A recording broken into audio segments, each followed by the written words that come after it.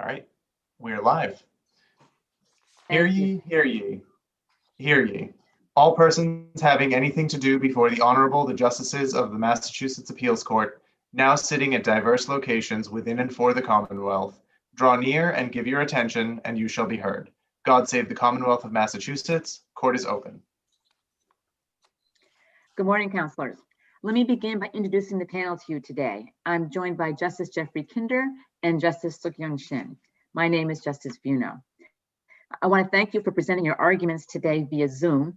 As you likely already know, the rules of appellate procedure that govern oral arguments in the courtroom apply equally to arguments conducted remotely. Thus, each side has 15 minutes to present their argument, and there is no rebuttal. During the course of the arguments, we may experience some technical difficulties. We hope not, but if so, we ask for your patience, and you can be assured that if you have issues, we'll be patient with you as well.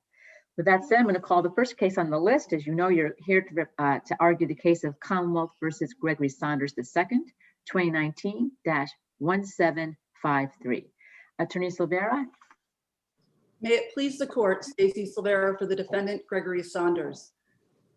Your Honors, normally the court is aware of all the facts. I would just like to briefly start out with the issue in this case, which is whether the witness who testified, the complainant's mother, as it was allowed in as a spontaneous utterance as opposed to a first complaint. I'd first like to address the issue of the spontaneous utterance and the fact that the complainant was no longer under the sway of the startling event by the time that she spoke to her mother.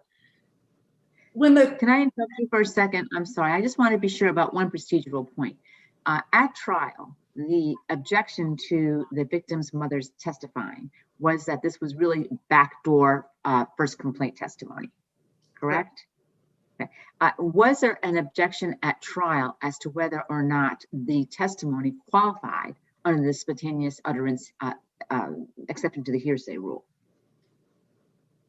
The objection was, as I believe, as you framed it, Your Honor, it was to this as a backdoor attempt through the spontaneous utterance. I don't believe trial counsel objected specifically on the grounds that regarding temporal proximity and that the declarant was no longer under the sway of the startling event. But that is the first argument on appeal.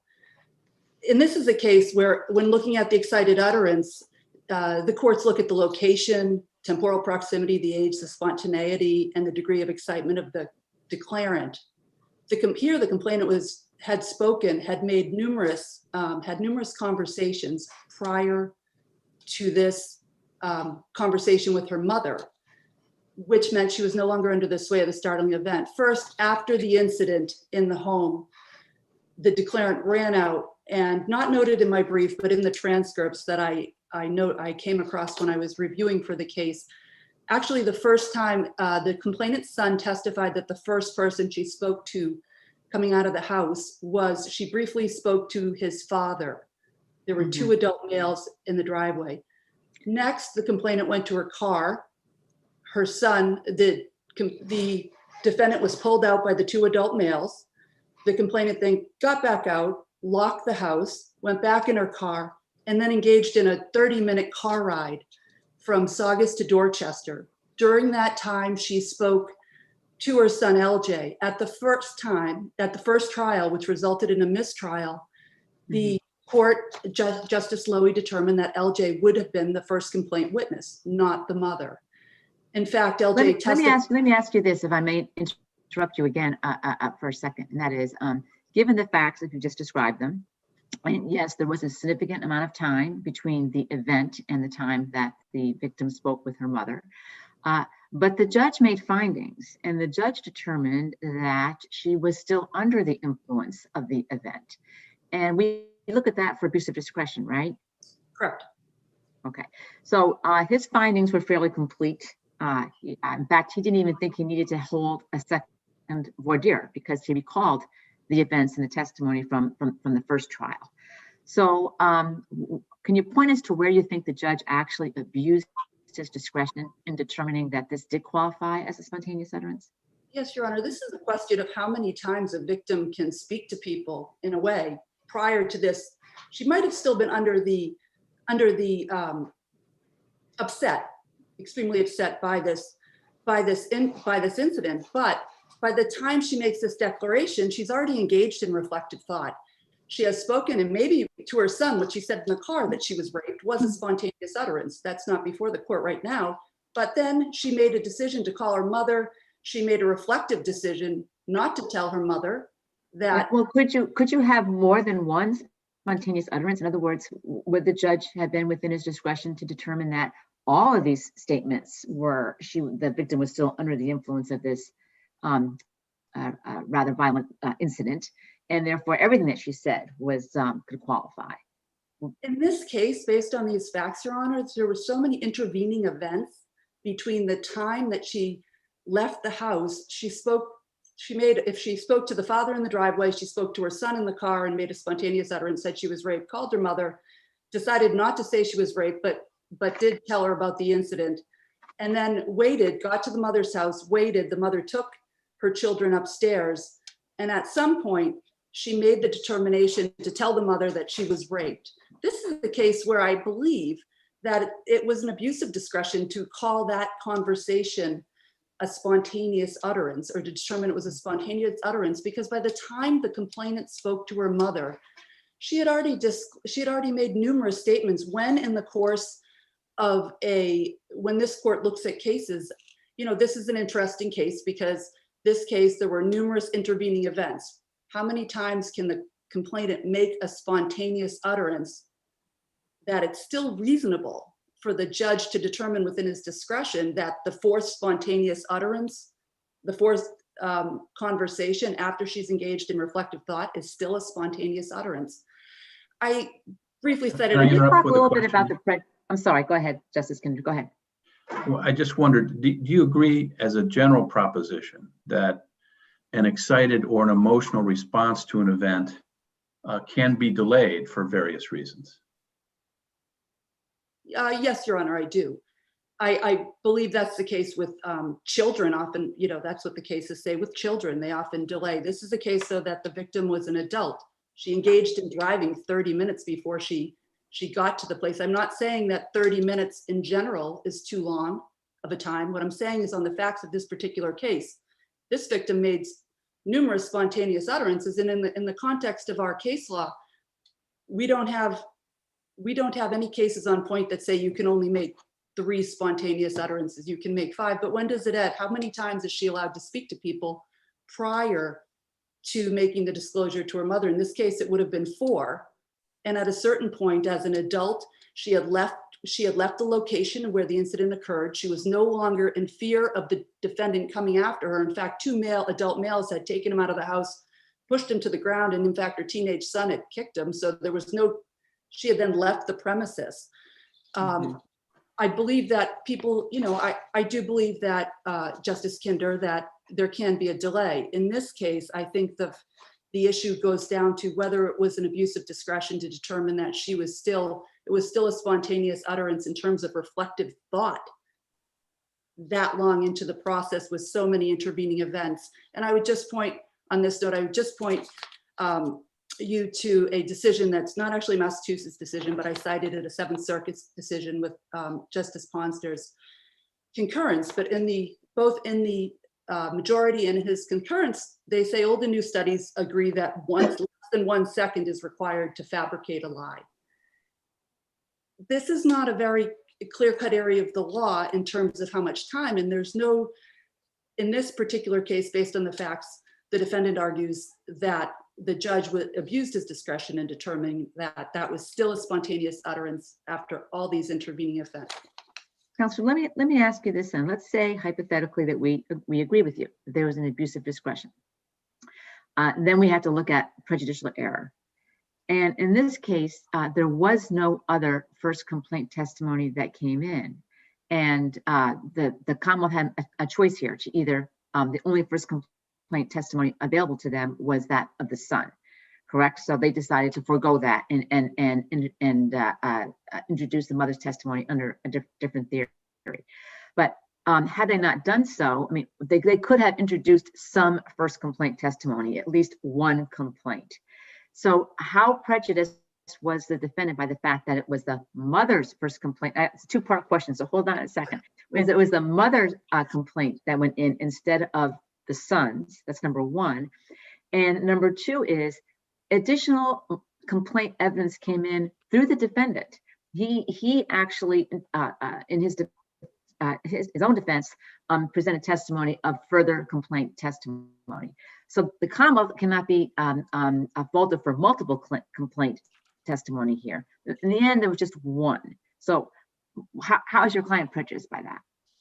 Well, Your Honor, my client was prejudiced by first who the complaining witness was. I mean, the Commonwealth's not allowed to substitute complaint witnesses for a more detailed complaint. It came in. Was this detailed?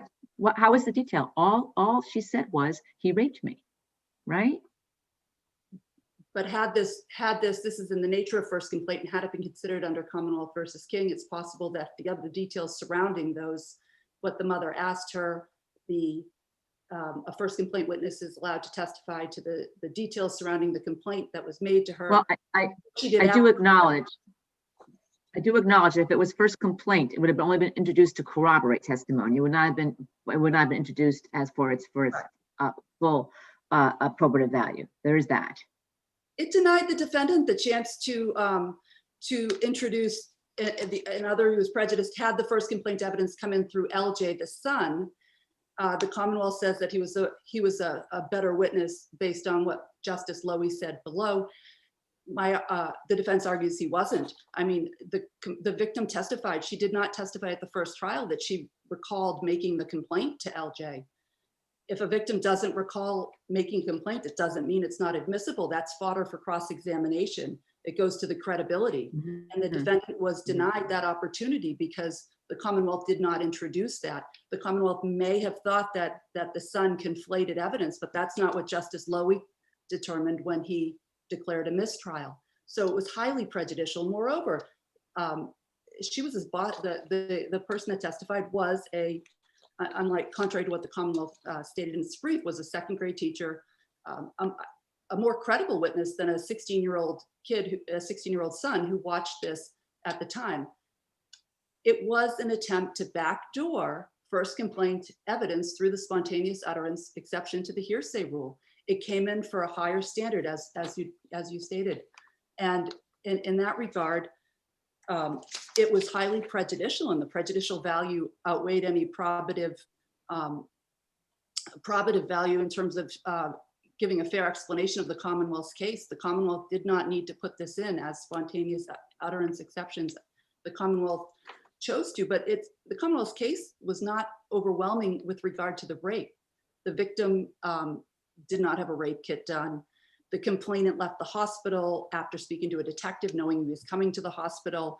The complainant never returned any phone calls, so the police were never able to investigate the scene of the alleged rape.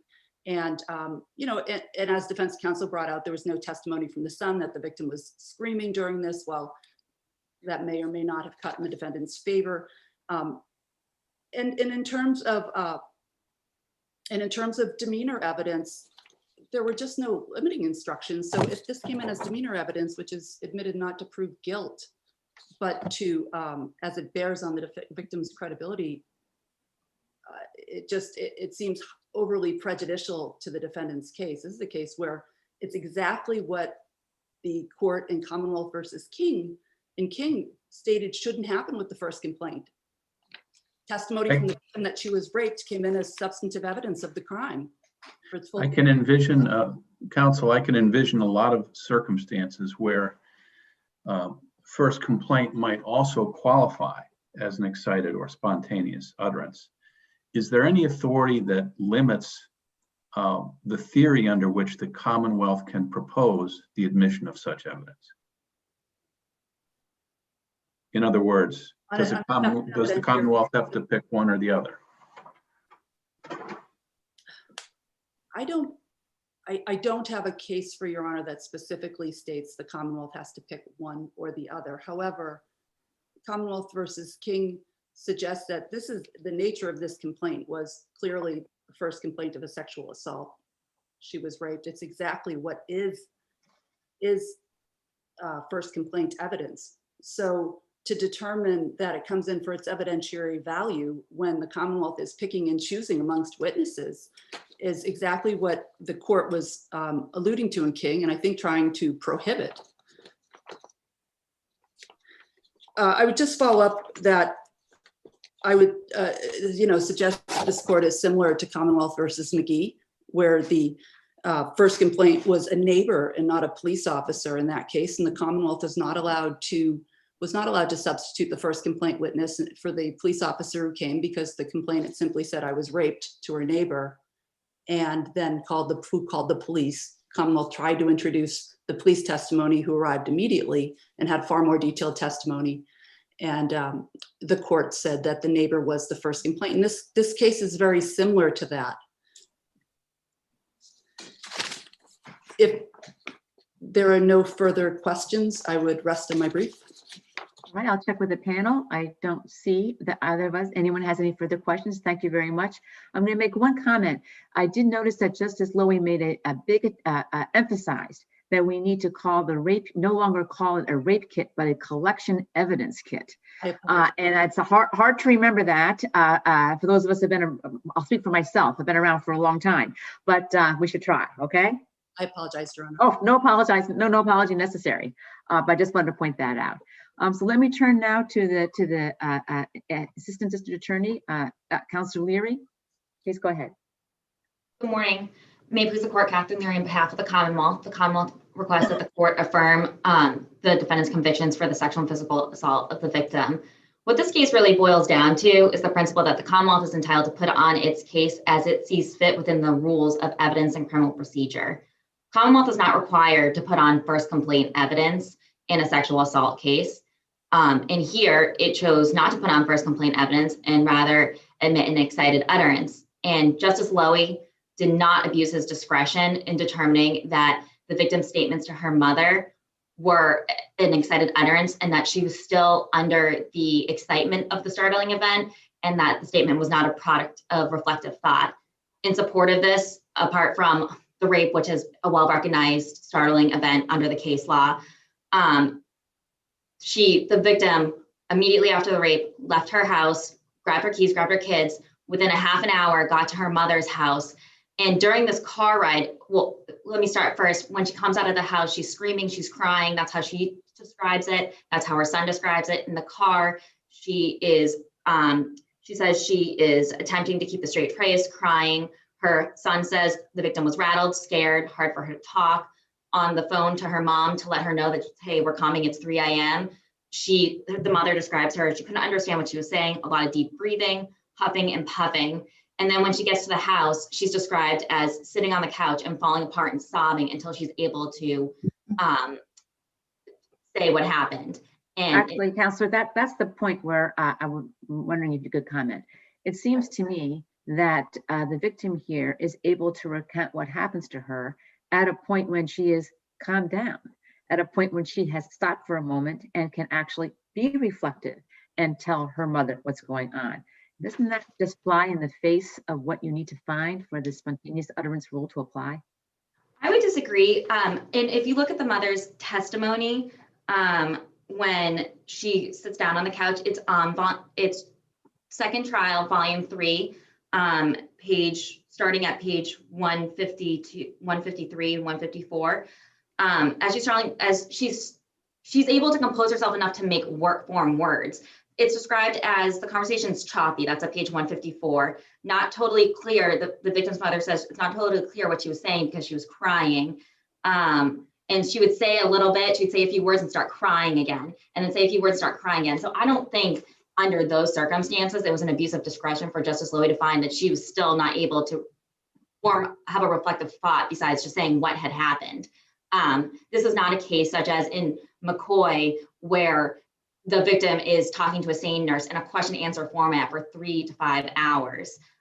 This is her within an hour of this vicious physical and sexual assault, just trying to get out what happened. And I think Justice Wano, you had said this or asked this question to my sister, in that the fact that she was able to call her mother, or say, say we're going to your grandmother's house to her son. Those are all spontaneous utterances, all within the span of an hour. And I don't think there's a limitation of how many spontaneous utterances you can make. I think the question is whether each statement is a product of reflective thought. And I think here on the facts, Justice Lilly was well within his discretion in finding that the final statement at issue here to the victim's mother was not a product of reflective fact, that she was still under the influence of the startling event.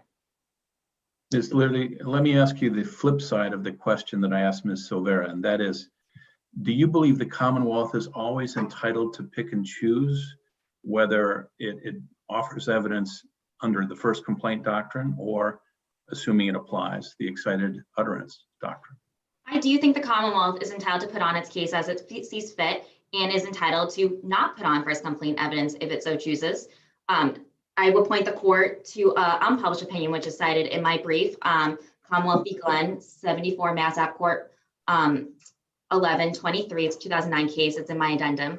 And there, the court said, no first complaint witness testified at this trial. The victim's statements to her father directly after the assault were admitted as an excited utterance, and thus the first complaint jury instruction was neither given nor required. Now, that's not quite the holding, that's the facts, but I think it's an endorsement of the principle that the Commonwealth, so long as it's within the rules of evidence, is allowed to put in its case as it sees fit.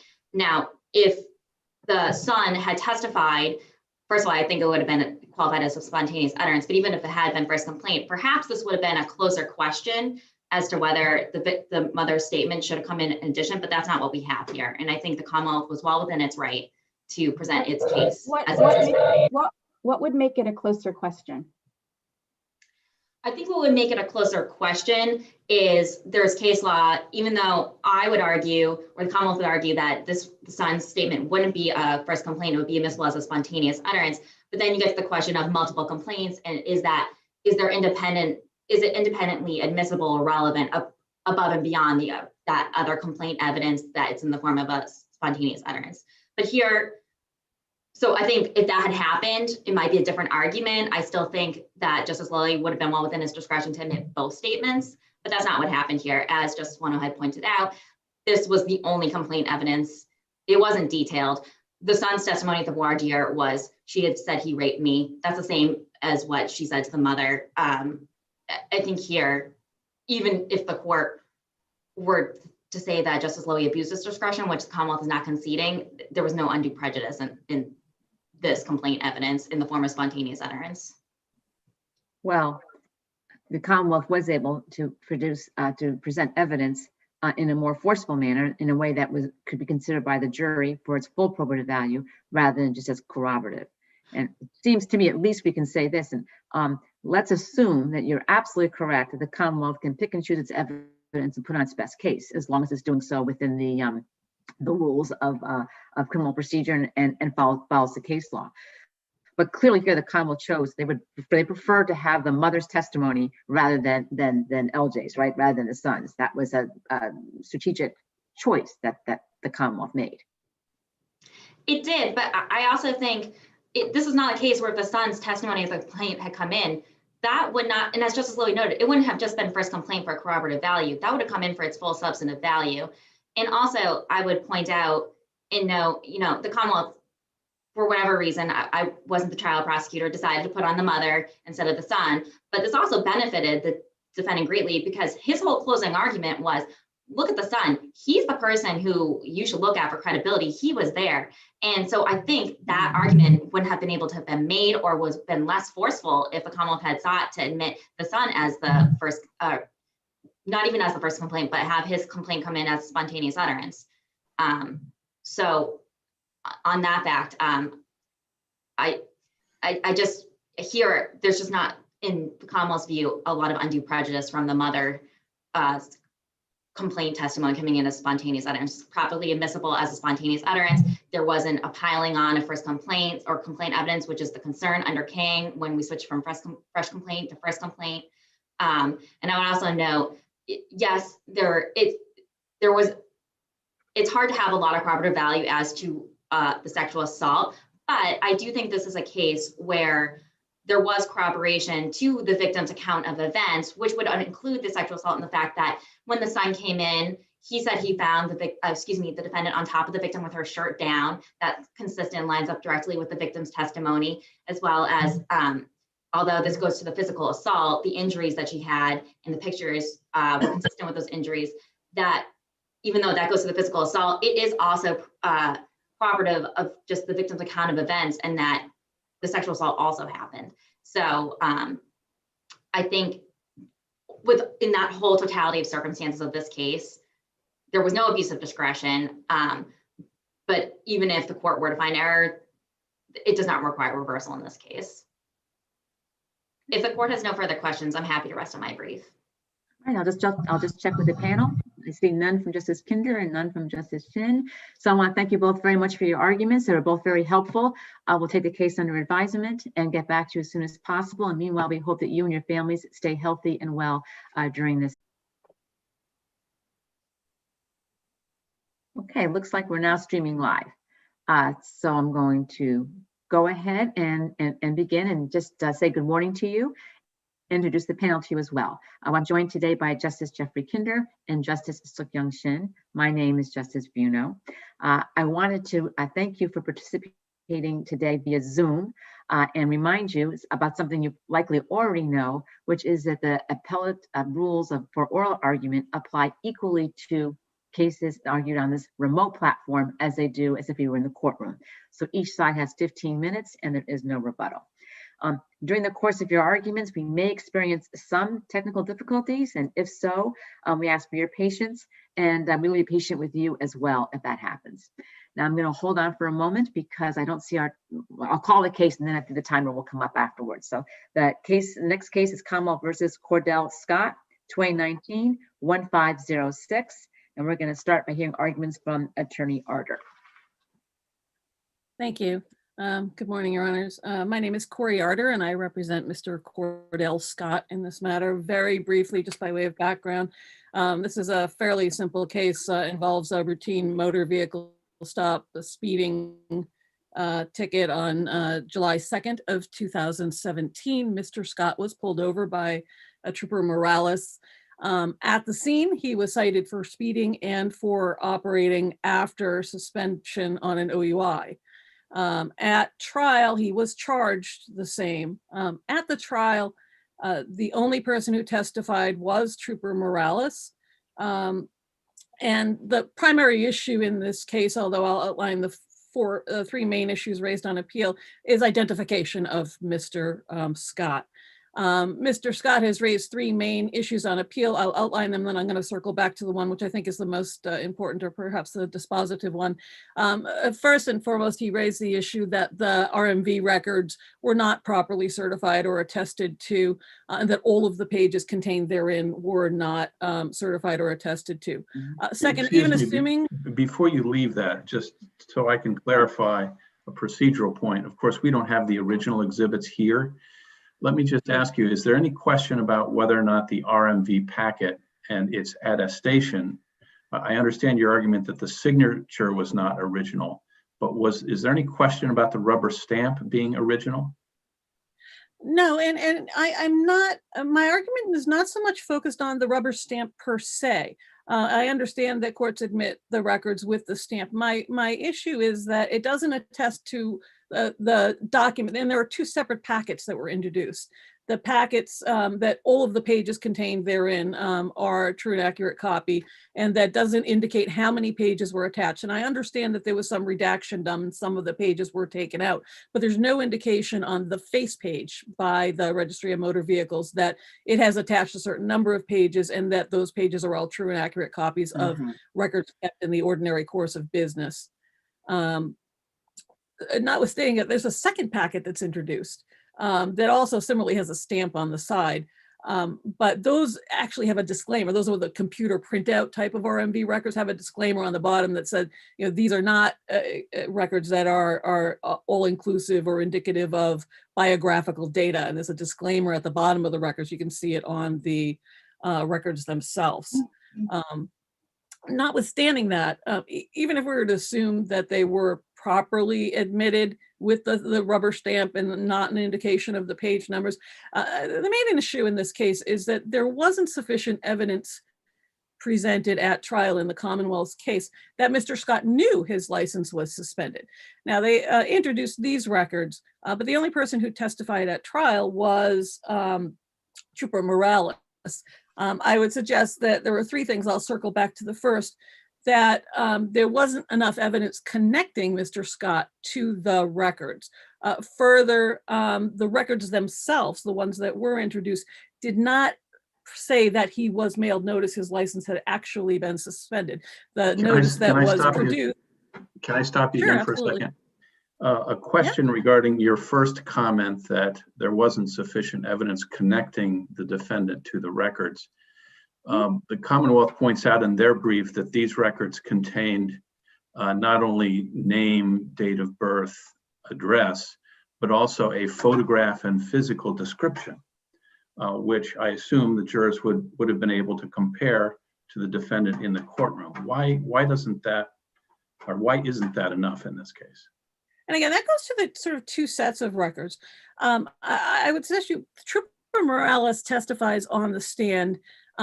He pulls him over, doesn't even recall if he got any identifying information from him at the stop itself. He wasn't arrested. He wasn't booked. There was not a police report. There was nothing wherein his identity, his date of birth were verified. Commonwealth did not introduce the citation into evidence. On cross-examination, the trooper concedes that he scribbled out some things and then wrote some different address. The address he wrote on the citation doesn't match any of the addresses listed in these documents that they did produce. He didn't know his date of birth. That was not introduced as part of the Commonwealth's case in chief, which I think would be the primary identifying information, because not only did they introduce RMV records, which go by the date of birth, but they also introduced a 2013 docket sheet, which again, under Cueva and Oliwoli, and I always mispronounce that, I apologize. The cases clearly say identity of name alone is not enough. And the second packet of documents that counsel references with the photograph, there's a grainy photograph, and again, admittedly, we don't have the original, of somebody who resembles him. I would suggest that even the cases that go as far as saying, okay, trooper testifies to name and date of birth without more connecting him to the records, I would say that's still insufficient. How about the fact that he was 6 feet 6 inches tall? I don't know that any physical description was ever given, and I don't know at court, other than the trooper saying, yeah, that's the person that was in the car. Well, it was on the documents, right? Excuse me, the defendant's height was part of the information that was on the same page as his photograph, correct? I believe the copy of the license, the grainy license, had a photograph and a height.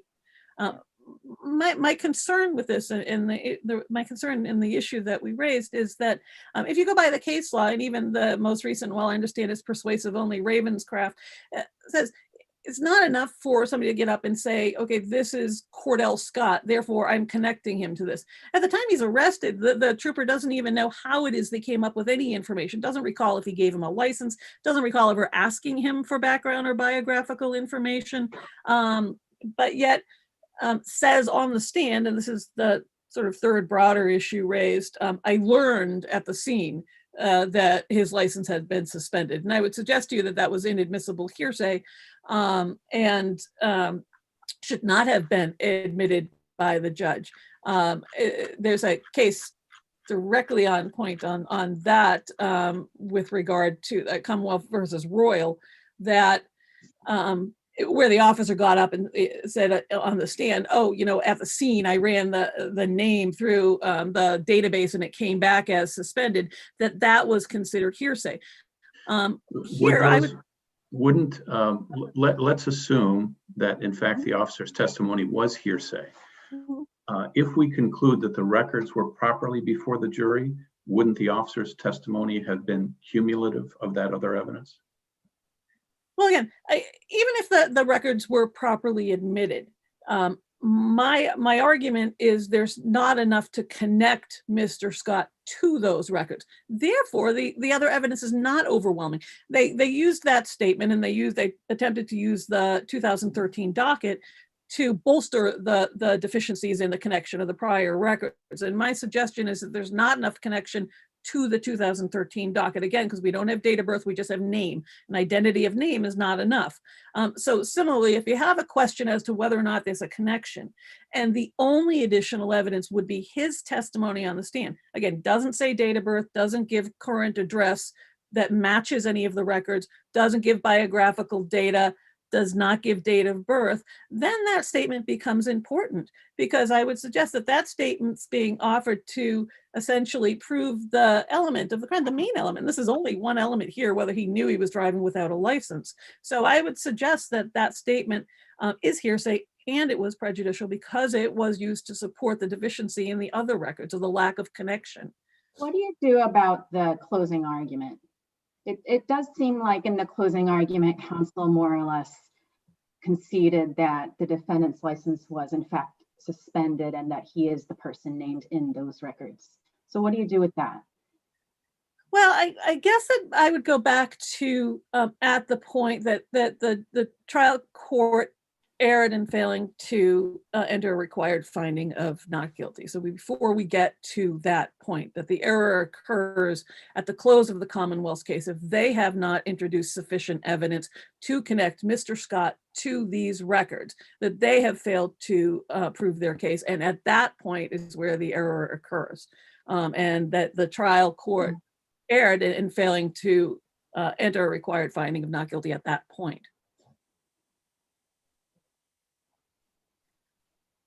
So with regard to that, again, my main argument, and what I think is the most important, is the lack of connection.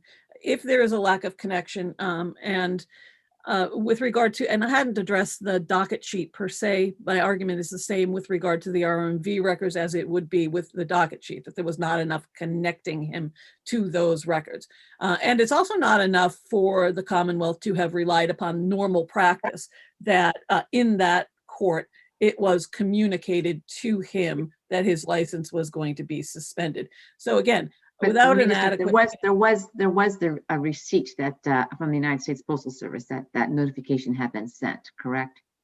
Wasn't that part of the packet? It was a letter that it was sent to this other address. And again, Correct. Yeah. Trooper doesn't say that's his address. Trooper doesn't. That's No, their but case. but there was that receipt that was in there. And that, for example, distinguishes this case to some extent from Cuerva, where that did not happen. Sure. Yeah, absolutely. But unlike Cueva, in this case, the receipt is for a letter notifying him of a hearing. And again, similar to the cases that talk about you can't rely upon normal practice, the only thing that we know is that a letter was sent to an address which has not been identified as his address, to a person who has not been connected to a date of birth, saying that at some point there's going to be hearing as to whether or not his license should be suspended. There was not a subsequent letter to him in my reading of the records that in fact this hearing has passed and his license is being suspended. So in addition to I'm looking at that notice right now, and it says this is the only notice you will receive. This revocation will go into effect at 12:01 a.m. on 1/3/2015. It does go on to say that he was entitled to a hearing. yes. But that sounds like pretty clear notice to me that if he's driving after that date, he's driving under revocation. Sure. I guess my issue with that is, Your Honor, is that there's no indication in the record beyond that letter that his license had been suspended after that date. So if you follow the logic in the cases that say, you can't just follow the normal course or the normal procedure, we don't know that a hearing took place. There was an additional documentation. There was nothing else that was mailed to him. There was certainly nothing mailed to him at the only address identified in court in the Commonwealth's case as his address, which is this 663 Columbia Road in Dorchester case. Address. What do you mean we don't know if there had been a hearing? There only would have been a hearing if your client had requested one. And yes, he would have known and about there it was had he no requested one. Sure. And there was no evidence that it took place and that the suspension took place. Is my argument on that point, that there wasn't a subsequent letter saying that it had suspended. I do understand that it says if you don't come to this hearing. My suggestion is there's nothing backing it up in the No, I registry. think it actually says you may request a hearing, is it not? Sure. I don't have it up on my screen, but that's my recollection. Yeah, and I could pull it up, and I'm sorry, I don't want to bounce out of the Zoom. That's all right. That's okay. We'll look at it. I'm more worried about the technology at this point. I know you have it in front of you. If you accept that this is a true copy of the defendant's driving history, and in fact, he did request a hearing and one occurred and the suspension was overturned, wouldn't the fact finder be able to presume that would be in the records, the RMV records? Yes, and my reading of them, and I know that you have them in front of you. You can read them. I'm slightly concerned. I decided to leave them up electronically about bouncing out. But my record is the only evidence of it is that notice saying we're going to have this hearing. Right, but it says your license is suspended. You can request a hearing. Yeah. Had a hearing occurred, can't you presume that it would actually be reflected in the RMV driving history? And I guess my argument to that would be that it's no different than the arguments that go to, can you presume that somebody was notified in writing? Can you presume that the normal course would be to put it in there if there had been?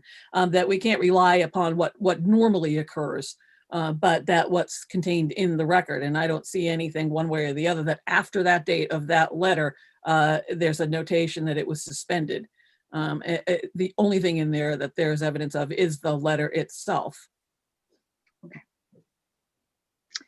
Okay. All right. Further. Thank you.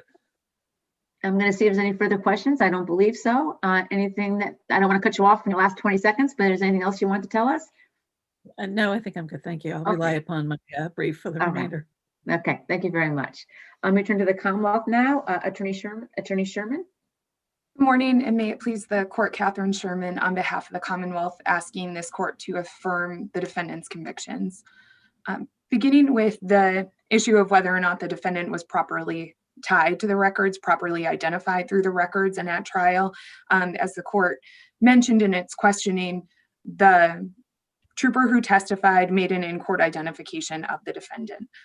That directly connected the man in court to the man identified in the Cordell Scott records through the photo present in the RMV photo and demographic information packet.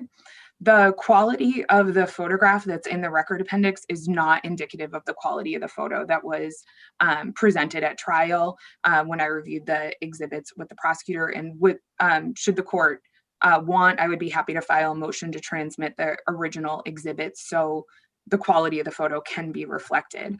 The photo showed a face from which a jury could connect the records to the person in court. Through the exhibit on page 15 in the defendant's record appendix, there's the photograph, a license number, a date of birth, a name, and an address. And all of those interconnect with the other exhibits presented by the defendant that further bolster the identification of the defendant and his connection to these records. To touch on the issue of the address that's reflected on the page that has the photograph of the defendant is 349 Park Street. That's the address on the certified conviction admitted into evidence and into the notice of suspension mailed from the RMV. It is the burden of a driver to update the registry of motor vehicles should they change their mailing address. And that's Chapter 90, Section 26A. The burden on the registry of motor vehicles to notify a driver of their license suspension is just to mail the notice of suspension to the last known address. And that proper mailing, receipt of the mailing as entered into evidence through the Commonwealth suffices to prove notice of license suspension. And that I'd refer the court to the case that we've discussed before, Cueva, on page 787 of the Cueva case, that alone is sufficient evidence of notice. In this case, the Commonwealth.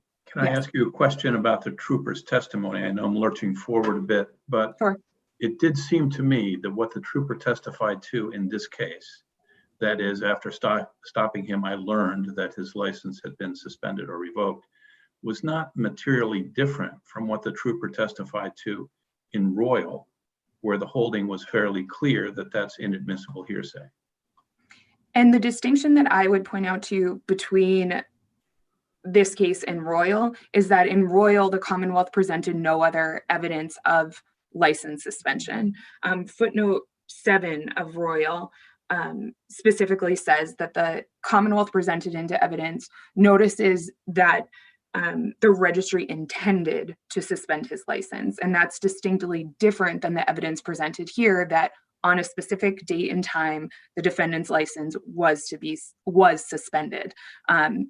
The records in this case, in the defendant's case, are not ambiguous about whether or not his license was suspended by the registry of motor vehicles. Is that an argument that goes to the prejudice or the admissibility? That would go to the prejudice were it found to be hearsay. Because as I believe you said, Justice Kinder, the evidence in this case was cumulative. The trooper's testimony that he learned the license was suspended was cumulative of the other direct non-hearsay evidence presented by the Commonwealth. The statement that the trooper gave was directly scripted by the judge in this case. In the extensive motion in limine, he gave the direct words that the trooper testified to. And the reason the trial judge scripted it so is that he believed the jury needed to hear how this defendant got from getting a speeding ticket on the side of the road to being in court on trial, to connect those dots. And of course, the jury wasn't hearing about the OUI or the other facts of the case. And reading between the lines, I think the judge was reasoning that the statement of the trooper was not being admitted for the truth of the matter asserted. Should this court find it to be hearsay, I would argue that it's not prejudicial, and that Royal supports the argument that it's not prejudicial because it was cumulative of the other direct evidence. Is our standard prejudicial error? No, it would not be prejudicial error. It would be, I apologize for not having this on the tip of my tongue. It is reviewing for prejudicial error, should you consider it inadmissible. Prejudicial error. So your position is the error was preserved? Yes, it was preserved. The defense counsel objected during motion in limine. I can't recall if he objected again at trial. But in this case, well, he didn't object at trial, but your position is that the objection during the motion in limine hearing was sufficient to preserve the error. That's correct. However, in this case, I think it's very clear to see that that statement was not prejudicial error because the jury did not take that statement to bearing on the verdict. The jury parsed the elements of the crime. And let me take one step back. The charge presented to the jury was operating with a suspended license for an alcohol-related offense. And the jury convicted the defendant of operating with a suspended license. The trooper testified that the defendant's license was suspended for operating based on an alcohol-related offense. The jury clearly did not take that statement to have full bearing on the verdict that it presented. It parsed the elements, it reviewed the elements of the crime, and it found the defendant guilty of a lesser included offense, which I think is a clear example of how the trooper's statement did not prejudice the defendant in the ultimate verdict.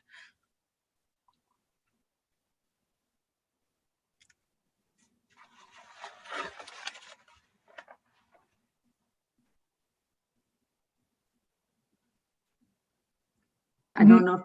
Go ahead. I'm sorry. I was just going to say that I don't know if the panel has any further questions. I'm going to see, and if not, I don't want to take away your time. But if you have anything else to say, we'll consider it. And otherwise, we'll consider all of your arguments that were presented in the briefs and have already been presented today. Thank you. I would briefly add one more comment to the argument about the trooper's testimony. And in this case, he was not commenting on the ultimate or the ultimate issue before the jury, because there are elements of operating with a suspended license, notably that the defendant had notice of that suspension. That was not part of the trooper's hearsay statement, should the court find it to be hearsay. It's distinguished from a comment on the ultimate issue in that way. But otherwise, I will rest on my brief. Thank you. All right. Okay. I'm going to check again with the panel to make sure there's no further questions. I see none. I'm going to thank you both very much for your arguments today. And we'll take the case under advisement, get back to you as soon as we can. And meanwhile, we hope that you and your family stay safe and healthy during this time of this health crisis. Okay.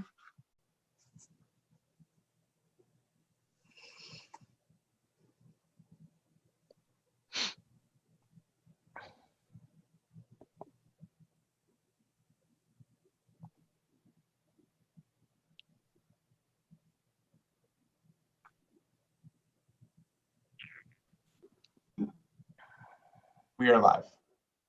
Thank you. Good morning.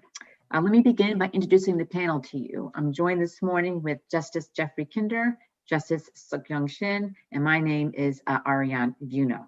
I want to thank you for presenting arguments today via Zoom. It's incredible that technology allows us to all be together for this argument from Maine to Western Massachusetts. As you likely know, that the rules of appellate procedure that apply to arguments in the courtroom apply equally to this remote format. You each have 15 minutes and there is no rebuttal. This is a complicated case. You can be assured that we've read everything that you've given to us, including a lengthy decision by the DPU. So we suggest that you get right to your most important arguments as soon as you can. During the course of the arguments, we may experience some difficulties of the technical sort. If so, we ask for your patience, and we can be assured we'll be patient with you as well. So this case is the Attorney General versus the Department of Public Utilities, 2019-1383. And Assistant Attorney General Tepper, you are the go first. Am I correct? Correct. Yep. Good Okay. morning, Please Rebecca. Thank you. Good morning, Rebecca Tepper for the Attorney General's Office. In this case, the Department of Public Utilities authorized the highest ROE that it has given any public utility commission since 2009. And it did so despite the fact that the witnesses, except for the company's witness, all the expert witnesses testified that 10%, the ROE that the department gave here, was too high and unreasonable and didn't fit in within the range of reasonableness. They also did so despite the fact that their findings, to the extent that they gave you a clue about what it was that they were thinking about, most of them seem to point towards a lower ROE rather than a higher ROE. This single decision by the department is costing customers $26 million a year, compared to what that would have been if the DPU adopted the Attorney General's more reasonable number of 8.8. This is a 5-year rate plan. So that means that customers are paying over $1 million more than they should. And this is a time when customers really are struggling to pay their bills. And it's just not right to have them have to put $100 million of their money into shareholders' pockets when it's not a reasonable ROE. So I know that you said, Justice, that this is a complicated case, but I think it's actually not. Well, maybe and let me tell you, maybe it can be reduced down to the following. All right. Sure. Okay, go ahead. You tell me why you think it's not complicated, and then go ahead. I think it's not complicated because I think you're about to. I'm sorry, I'm missing you. No, I think that we were just talking over one another for a moment. And I think my last comment was, retort to your question, your assertion, this is not a complicated case. And I said, go ahead and tell us why not. Okay, thank you. Because the SJC has outlined very specifically for the department what it needs to do in order to write an order that is consistent with 30A. And it's really just 4 things that they had to do that they failed to do here. First, they couldn't pick the number out of a hat. They have to weigh and balance the evidence. Merely summarizing the evidence or listing the factors that they consider also is not enough. They need to explain how they balance those factors. And if you notice, there's a couple of times in the order where the department says, we will consider in making our final decision, yet they never actually go back to it and tell you how that particular consideration impacted the decision of 10% one way or the other. It just kind of gets, you don't know. The second thing is that they have to make sufficient findings and provide a guide for their reasonings. Here, there just isn't adequate findings, and the roadmap really leads, the lack of a roadmap really leads the court left to speculating about how you can get rationally to a 10% number when all the witnesses, except for the company's witnesses, said it wasn't reasonable.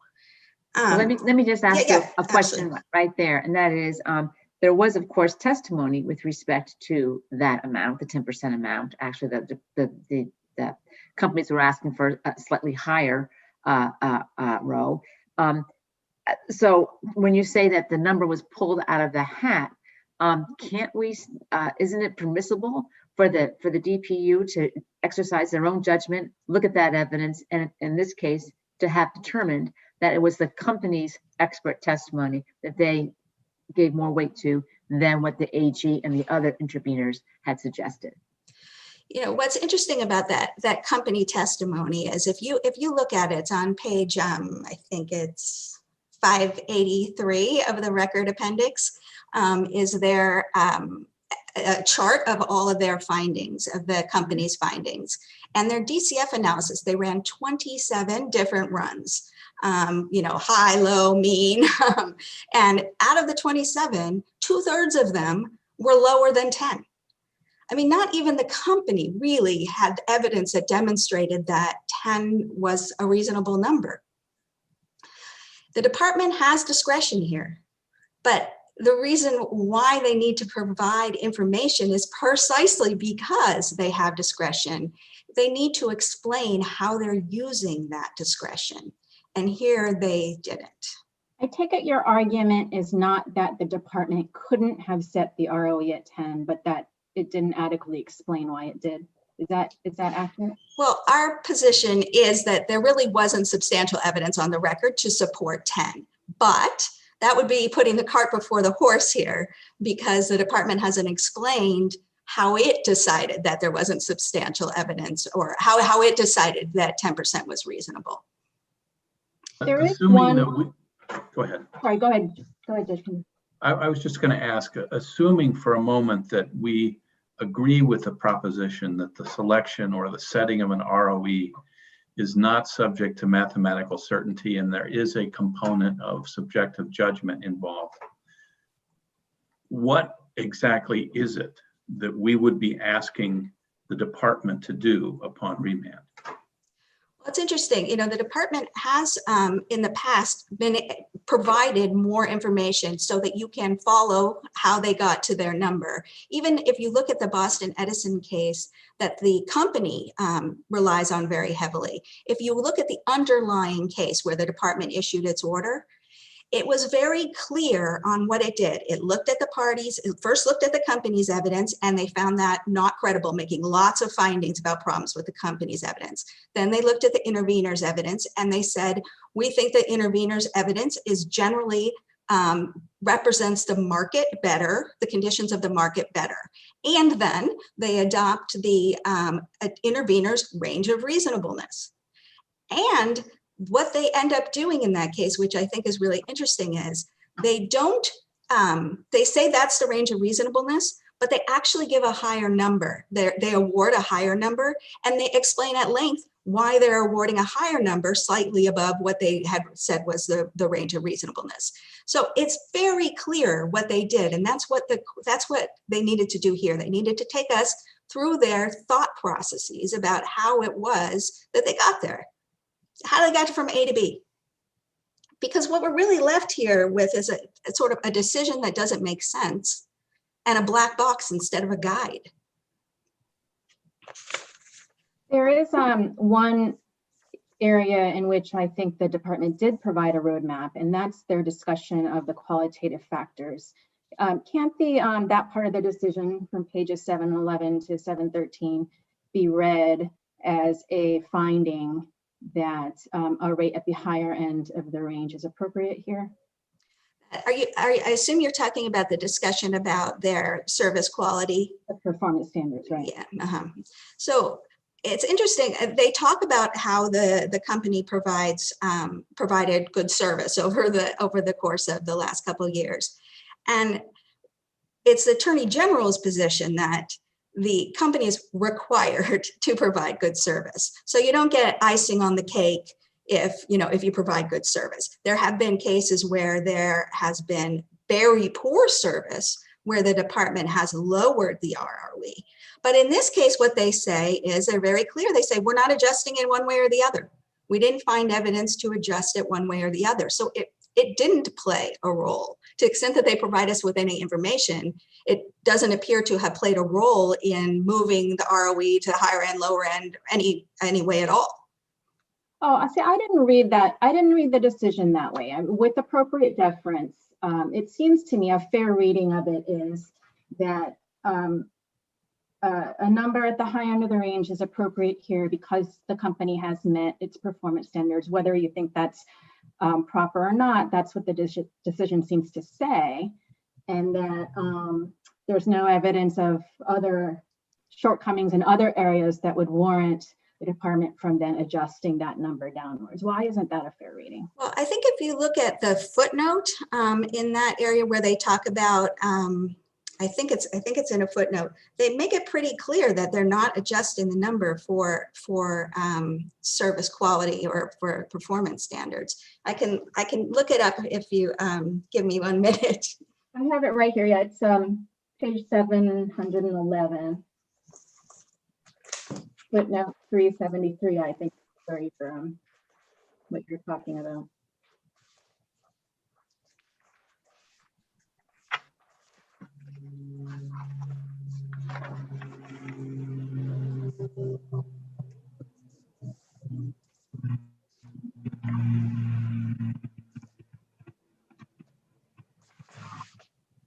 So if you look, I'm sorry, if you look on the page of the order 713,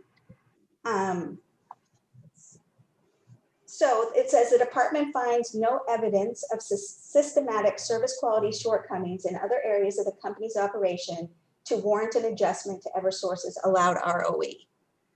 Right, it says shortcomings in other areas, but if you look at the page before that on page 712, it says the department may set ROEs that are at the higher end or lower end of the reasonable range based on above average or subpar management performance and customer service. And the department they say they may, but they never really do. Okay. I'm not denying that the department says that they can do that, and they've certainly lowered it in other cases. But here, they never say, they say, yeah, they had good performance, but they don't say, because they had good performance, we're going to do it in the higher end of the range. They say we're not going to adjust. But I understand your reading, but even with that, that is usually a 1/10 of a kind of thing that you would move. It would not be the sort of the breadth that you have here between other parties. Accepting my reading of that part of the decision, your position is still that there isn't adequate reasoning. Well, our position is that certainly that there isn't an explanation of how they get to 10. They're not providing the guide. Just to be clear, you do agree that these the above average performance in customer service is a relevant factor and could be considered. I just think that you said that it's just a small factor. I think you characterize it as something that's worth about 1/10 of the overall decision-making process. But it is still a valid factor. The department says that they can do that. I cannot remember a case where they have done that. There are cases where they have adjusted it downward. Okay. For poor performance. For poor performance. in at least 2 cases, and I think they're cited in our brief. Could I ask you an unrelated question? Sure. Why isn't Eversource a party to this appeal? I don't know. You don't. Okay. No, Also, the same question. It seems very unusual to me that Eversource has not appeared in this appeal to defend the decision or not defend it one way or the other. I think what they think is this case is, as I said earlier, not that complicated of a case, which is, did they make their explanation or did they not make their explanation? And I think that the way Eversource would see that would be, well, that's a department issue. This is about the way the department writes its orders, not about Eversource. That's what I would suspect. So following up on that, and also on Justice Kinder's question earlier, should we agree with you and send this case back for a remand? Then what we're really asking for is for the DPU to go through an exercise of explaining, I believe, as you said, how they get from A to B. But much of the information that was relied upon by all the parties at the time had to do with predictive issues, where the market was going to go, what was going to happen. If we send this back on a remand, does the department just stay focused as to what happened in 2017 and not take into account or reopen the issue with respect to whether or not anyone was correct or incorrect on their predictive, on their all the elements of where they had to actually predict the future? I think that the way that the department has done it in the past is they only make their decision on the record in the case. Right. Okay. Like in any other situation. All right. Yeah. You only have less than a minute. Thank you for answering our questions. I'll see if the panel has any further issues that they would like to address with you. And seeing none, you still have 3 seconds. If there's anything else you want to say, I don't want to take it away from you. I guess I would just say that it's important for us to have the department explain its reasons. The court, we can't take a case to court if we don't know what they relied on. And you can't make a decision about whether it's substantial evidence or not if they don't tell you what they relied on. Thank you. Thank you very much. All right. Turn now to Attorney Hewitt. Good morning. May it please the court. William Hewitt, Special Assistant Attorney General, appearing on behalf of the Department of Public Utilities. Contrary to the Attorney General's argument, the department's order contains sufficient subsidiary findings to support its judgment that 10% is an appropriate ROE for Eversource. In listening to the Attorney General's argument this morning, it's noteworthy that they now raise belatedly an argument that there were not that there was not substantial evidence on the record. That was never an issue that was raised either in their notice of appeal or in their briefing, and that's an issue that's been waived. But even if they had pressed that issue, there is certainly more than substantial evidence on this record to uphold the department's order and its determination that 10% is the appropriate ROE. It's important to keep in mind that a public utilities authorized return is not an immutable number. It requires the department to apply its specialized expertise and judgment to establish a rate that will preserve a utility's financial integrity, allow it to attract capital on reasonable terms, and be comparable to returns on investments of similar risk. These are bedrock principles initially enunciated by the United States Supreme Court in Hope and Bluefield, and echoed by the SJC in cases that include Fitchburg Gas and Electric, 371 Mass at 884. Councilman, may I ask you a question? It is true, however, here that the number that was chosen, the 10% for the ROE, was higher than had been suggested by all the other parties to this case, correct? That's correct. And slightly lower than what the companies had recommended. So can you tell me in so many words why that number was chosen? What are the exact reasons for someone who's not steeped in the language and the industry What are the reasons why that is the appropriate number? Sure, Justice Wono. Thank you for the question. It's important to understand in this context, this is a litigated process that the department undertakes. There is typically one proponent or one petitioner, that's the utility, and then the Attorney General comes in as a ratepayer advocate, looking out for the interests solely of the ratepayer. And then there are typically a number of other interveners who are like-minded. So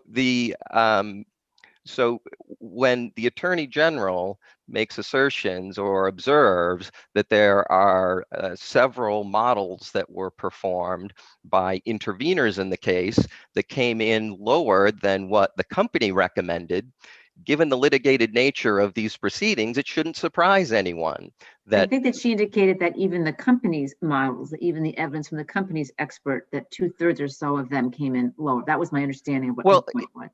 And typically, Your Honor, it's also important to understand that the expert witnesses who run these models understand them very deeply.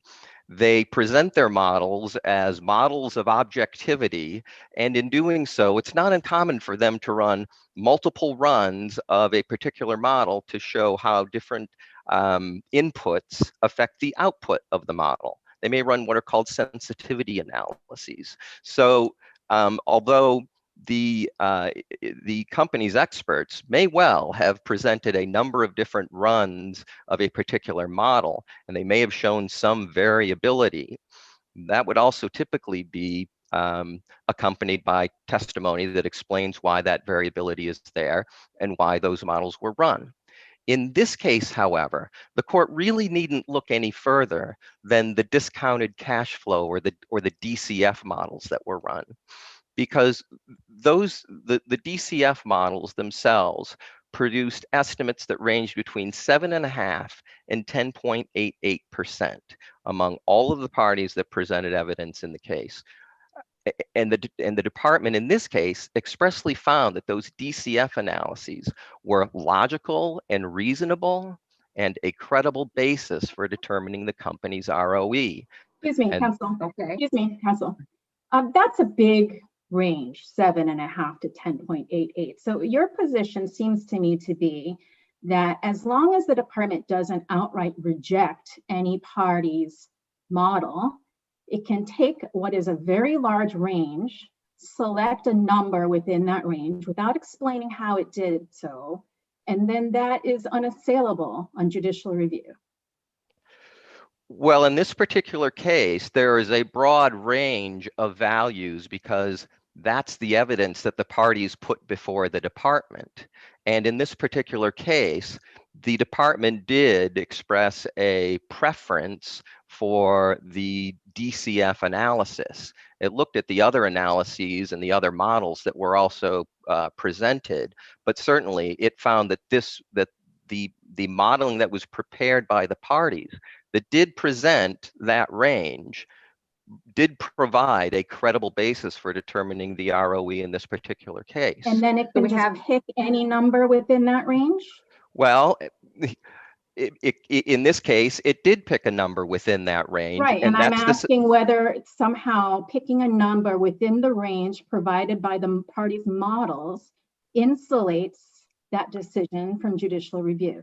Under the SJC's precedent, including Boston Gas and Boston Edison, the substantial evidence is the range that is provided by the parties that the department determines to be reasonable.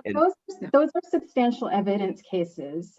This is not a substantial evidence case. It's whether we can ascertain from the department's reasoning how it arrived at the number 10. And just in that one snippet of the department's decision from Boston Edison that your sister referred to, you can tell the difference in the quality of the explanation in that case versus this case.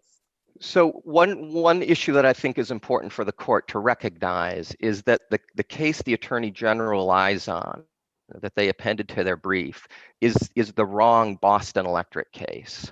So if you review the Boston Electric case, you'll see that's an appeal from two different decisions of the department. One decision was called 18200. The other decision was called 18515.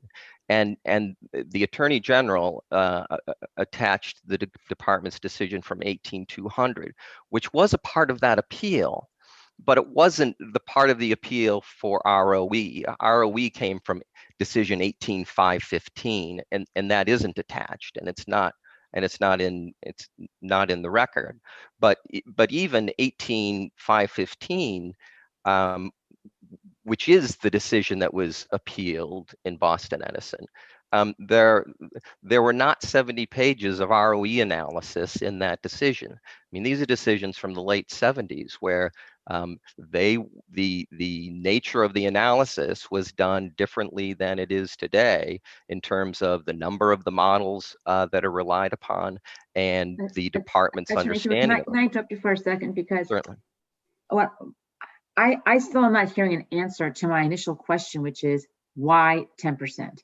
In other words, we now know about the models. We know that the range was 7.5 to 10.88. We know there's 70 pages of hearsay analysis, but at least we can agree that allowed description of what was presented. But why 10%? Why that number? Granted, it's within the range, but why 10 and not 9.5, 8.8, 9.1? And that is an exercise, Your Honor, of the department's judgment. This is not a mathematically driven. Justice Shin has, would you agree with her point that then, as long as you've chosen a point within the range, that then you're insulated from further scrutiny?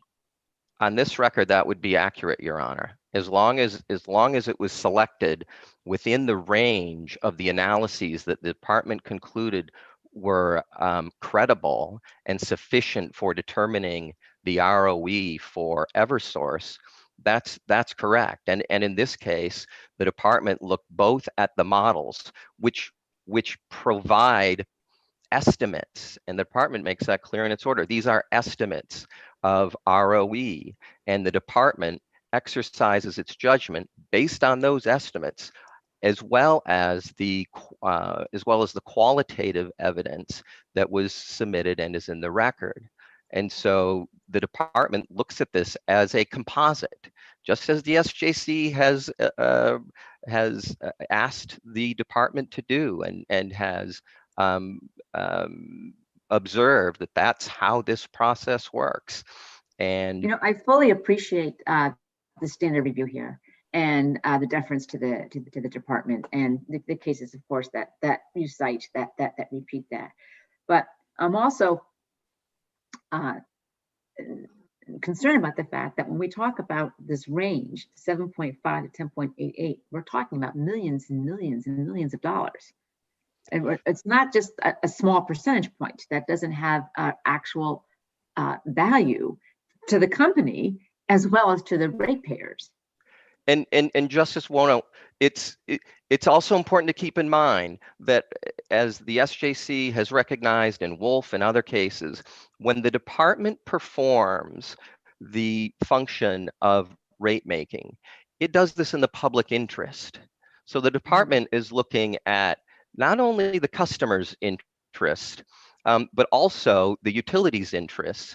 The department needs to ensure, pursuant to Hope and Bluefield, that the utility has adequate access to capital, can obtain debt on reasonable terms. And so the department has to keep all of these interests in mind when it establishes ROE. The department its purpose is not to set an ROE that is unreasonable and is only beneficial to the utility. The department is charged with acting in the public interest and setting an ROE that will ensure that the utility maintains its financial health, which will allow it to. Isn't it all that much more important that it explains how it arrived at its decision? And it does, Justice Shin. It does. There are peppered throughout the 70 pages of analysis on ROE. The department does provide insights and does characterize and critique the evidence and the models that have been presented. Does it reduce it to a mathematical formula? No, it doesn't. I will give you that. But that's not how the determination is made. It's not as But though the how department. about this? Of course, you're correct. And the case law says that a mathematical equation is not what's required. But in this case, the Attorney General had written a letter to the department. I know that you say that the letter should not be considered by us. We should not take judicial notice of it because it's not in the record. And you don't have to comment on that because we both briefed that well. But how difficult would it be, or would it have been, for the department to have responded even to this initial lawsuit in a way that just simply explained more clearly what it was doing, rather than be here, have this full argument, and we will decide whether or not we're satisfied with their answer or not? Is it too much of a burden? Perhaps I don't understand the nuances here. And I don't know that it's a question of burden, Your Honor. It's just fundamentally how the analysis is done. And the Commonwealth is not like out on a limb and the only jurisdiction that does rate making in this manner. We cited numerous cases from other jurisdictions that view ROE as the zenith or the apex of the department's exercise of its legislatively conferred judgment. And one of those cases that's interesting is a Supreme Court case out of Colorado Municipal League, 687 P. 2nd at 428. And they used interesting language in that case where they said, we decline to impose an artificial pseudoscientific precision on the rate making process. This is just not how it is done. That court went on to say. Would you say that there would be some requirement of a change in legislation in order to achieve what the Attorney General is requesting here? In other words, the Attorney General's brief cites to two different states, Alaska and Connecticut, if I'm not mistaken, where that there's the information is presented differently. I'll put it that way. Do you think that would require legislation rather than judicial decision making? So, Justice Warno, it's black letter law in the Commonwealth that the rate making function is in the first instance a legislative function. If the legislature wanted to engage in this process of rate making and fixing ROEs, it can have at it, right? This is a legislative function. Instead of the legislature performing this function, they have taken the complete scope of public utility regulation, including the determination of ROE, and they have taken that and they have asked the Public Utilities Commission, or asked the Department of Public Utilities to take on that role in its discretion based on its expertise. So if the legislature wanted to change how this is done, they have the power to do that. Thank you for answering my question. Your time is actually up. We're on another timer now, so we're about less than a minute over. I want to thank you both very much for your arguments. But before I let you go, Attorney Hewitt, I want to go back to see if anyone. Could I ask one Sure. question, Justice Green? It's the same question I asked your sister counsel, which is, why isn't Eversource a party to this appeal? Ms. Tepper and I don't agree on a lot in this appeal, but I think her answer is probably spot on. I suspect, I don't know this for sure, and this is speculation that I'm doing, after the clock has expired, so I hope you'll take it for what it's worth. But I suspect that they just felt as though this is a department decision and this is a department process and this is a decision for the department. Well, I mean, they haven't appeared at all. They haven't filed anything. They haven't joined the arguments in your brief.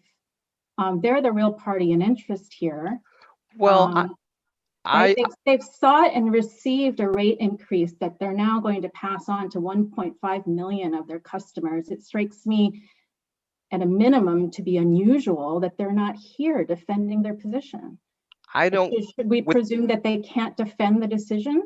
With all due respect, I would not characterize this as unusual that the utility does not appear. I know they do at times, but unusual. Okay. It's unusual, if not a bit unseemly, that they're not here and they haven't filed anything. They I mean, I know they're not your client, but I mean, you're here representing the department's institutional interest. And it seems to me, though, that the utility, before it passes on this rate increase to its customer, has the obligation to come in and defend its position. And simply because their interest aligns with the department's institutional interest doesn't relieve them of that obligation. I do think it's unusual. Okay. And again, Justice Shin, I appreciate that perspective. However, this is a decision of the department that the department is defending in terms of its exercise of judgment based on the record that was presented. And I'm not aware of a rule that requires them to be a party to the appeal. And I'll just leave it at that. Okay. I'm checking with the panel one more time to be sure there's no other outstanding questions. I see that there's not. I want to thank you both very much for helping us out with this case. We will take under advisement, get back to you as soon as we can. And in the meanwhile, we hope that you and your families stay safe and healthy. Zoom, the regular rules of appellate procedure that apply to oral arguments in the courtroom apply equally to arguments on a remote platform such as this. You've already split your time. We've already reviewed that, so you will be prepared for the watching the timer when it comes up and tells you when your time is up. During the course of our arguments, we may experience some technical difficulties. We hope not, but if so, we'll ask for your patience, and we will be patient with you as well. So that this case I'm going to call is Robert Germanara, I believe. You can correct me when you come on. Thank you.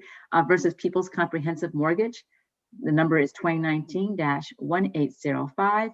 And Attorney DiNardo, you go first. Thank you, Your Honor. May it please the court.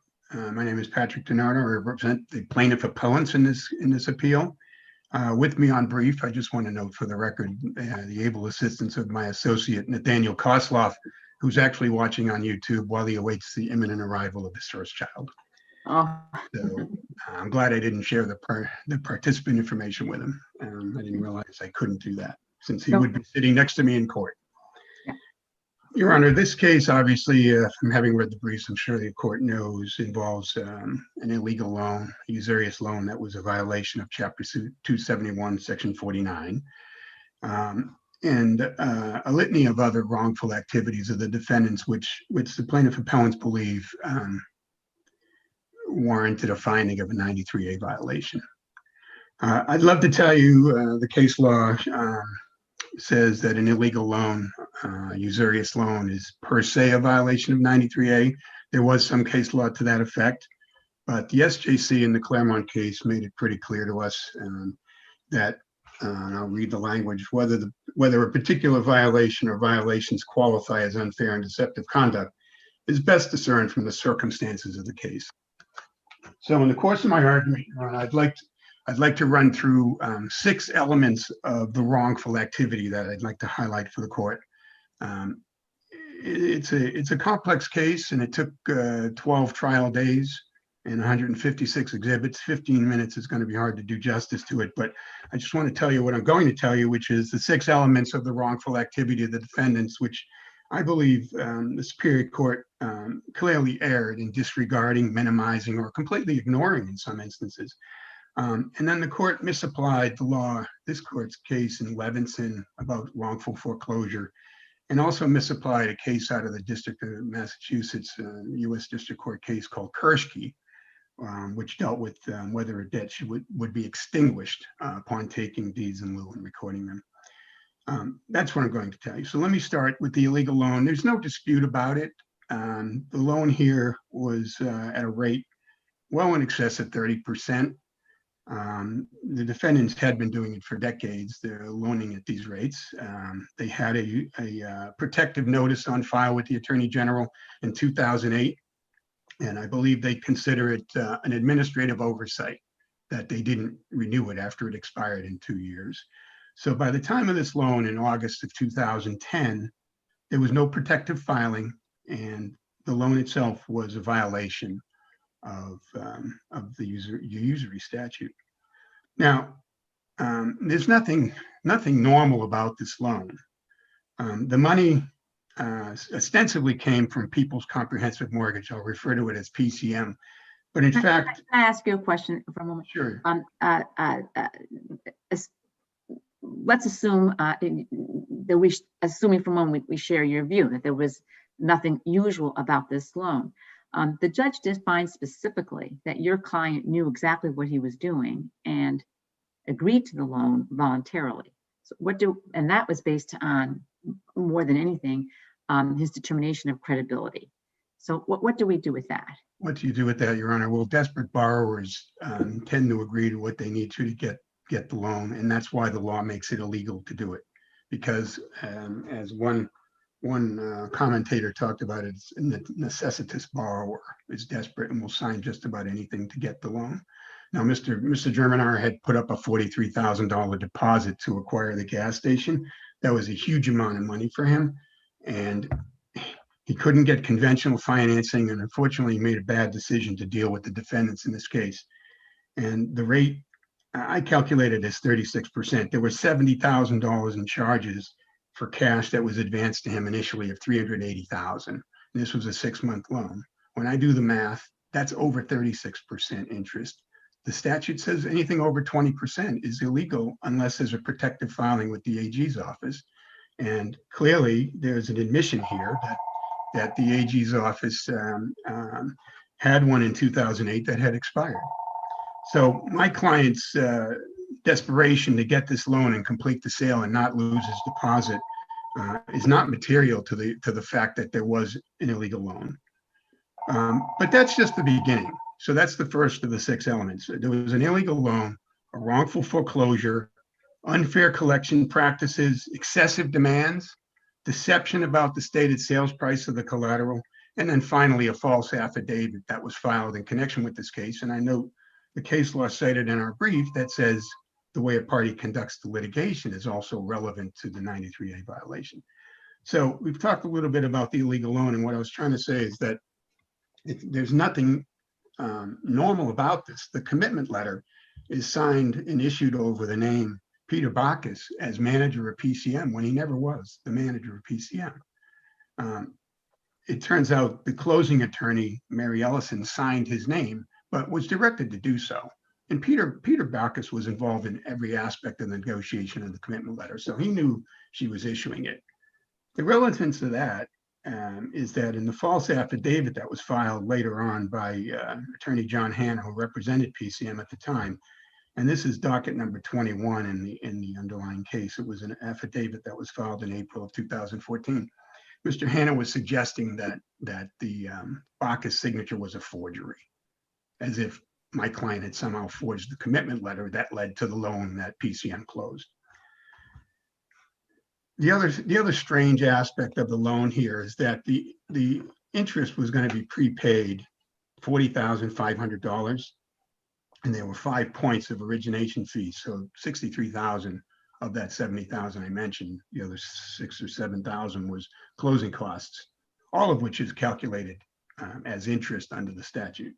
Counsel, could I interrupt you? I'm having trouble understanding the injury here, where your client didn't make any payments on the loan, and I don't see any evidence or findings that it was because of the usurious rate, that's what caused the default.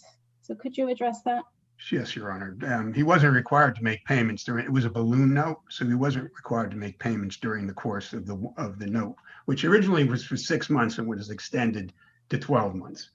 The injury here, I'm glad you asked that question, because the injury here was that the defendants took 2 properties from my client, which he believes are worth well in excess of $1 million, supposedly in satisfaction of a debt that at most was around $525,000 at the time they took those properties. So the injury here, the primary injury, is that the defendants acted to deprive my client of that surplus, the equity in his property. That's not related to the rate, right? I mean, so he defaults, and And it had nothing to do with the rate, right? The judge made a finding that there is no way he could pay even the principal off by the time of the default. So the taking of the properties to me doesn't seem to be at all connected to the usurious rate. Well, that's right, Your Honor, but it's definitely related to the second element of the wrongful activity, which is the wrongful foreclosure. And so the wrongful foreclosure aspect of the case, the Superior Court just never could appreciate the Levinson decision. He considered taking deeds in lieu of foreclosure at the time of the loan closing to be a common practice. And there's no evidence to support that. In fact, there are authorities to say, and one of the articles is Bad Timing for Deeds in Lieu, which says taking deeds in lieu at the time of the loan closing is always invalid. And that's exactly what that's an article about case law in other parts of the country, but that's consistent with the Levinson case. And the Levinson case is crystal clear that when you take the deeds in lieu at the time of the loan closing, they're invalid. And when you take the next step of recording those invalid deeds, you've engaged in a wrongful foreclosure. The Superior Court agreed with us that the 2010 deeds in lieu were void. He refused to take the next step to find that recording them was in and of itself a wrongful foreclosure. So I hate to sound like a broken record, but what is the injury from the recording of the original deeds in lieu? Again, Your Honor, when they took the two properties from him, they took the surplus value, his equity in that property. Okay, but at the time they took those loans, it seems to me your position depends on us overturning the judge's finding regarding the later deeds in lieu, which the judge found were lawful and validly transferred title.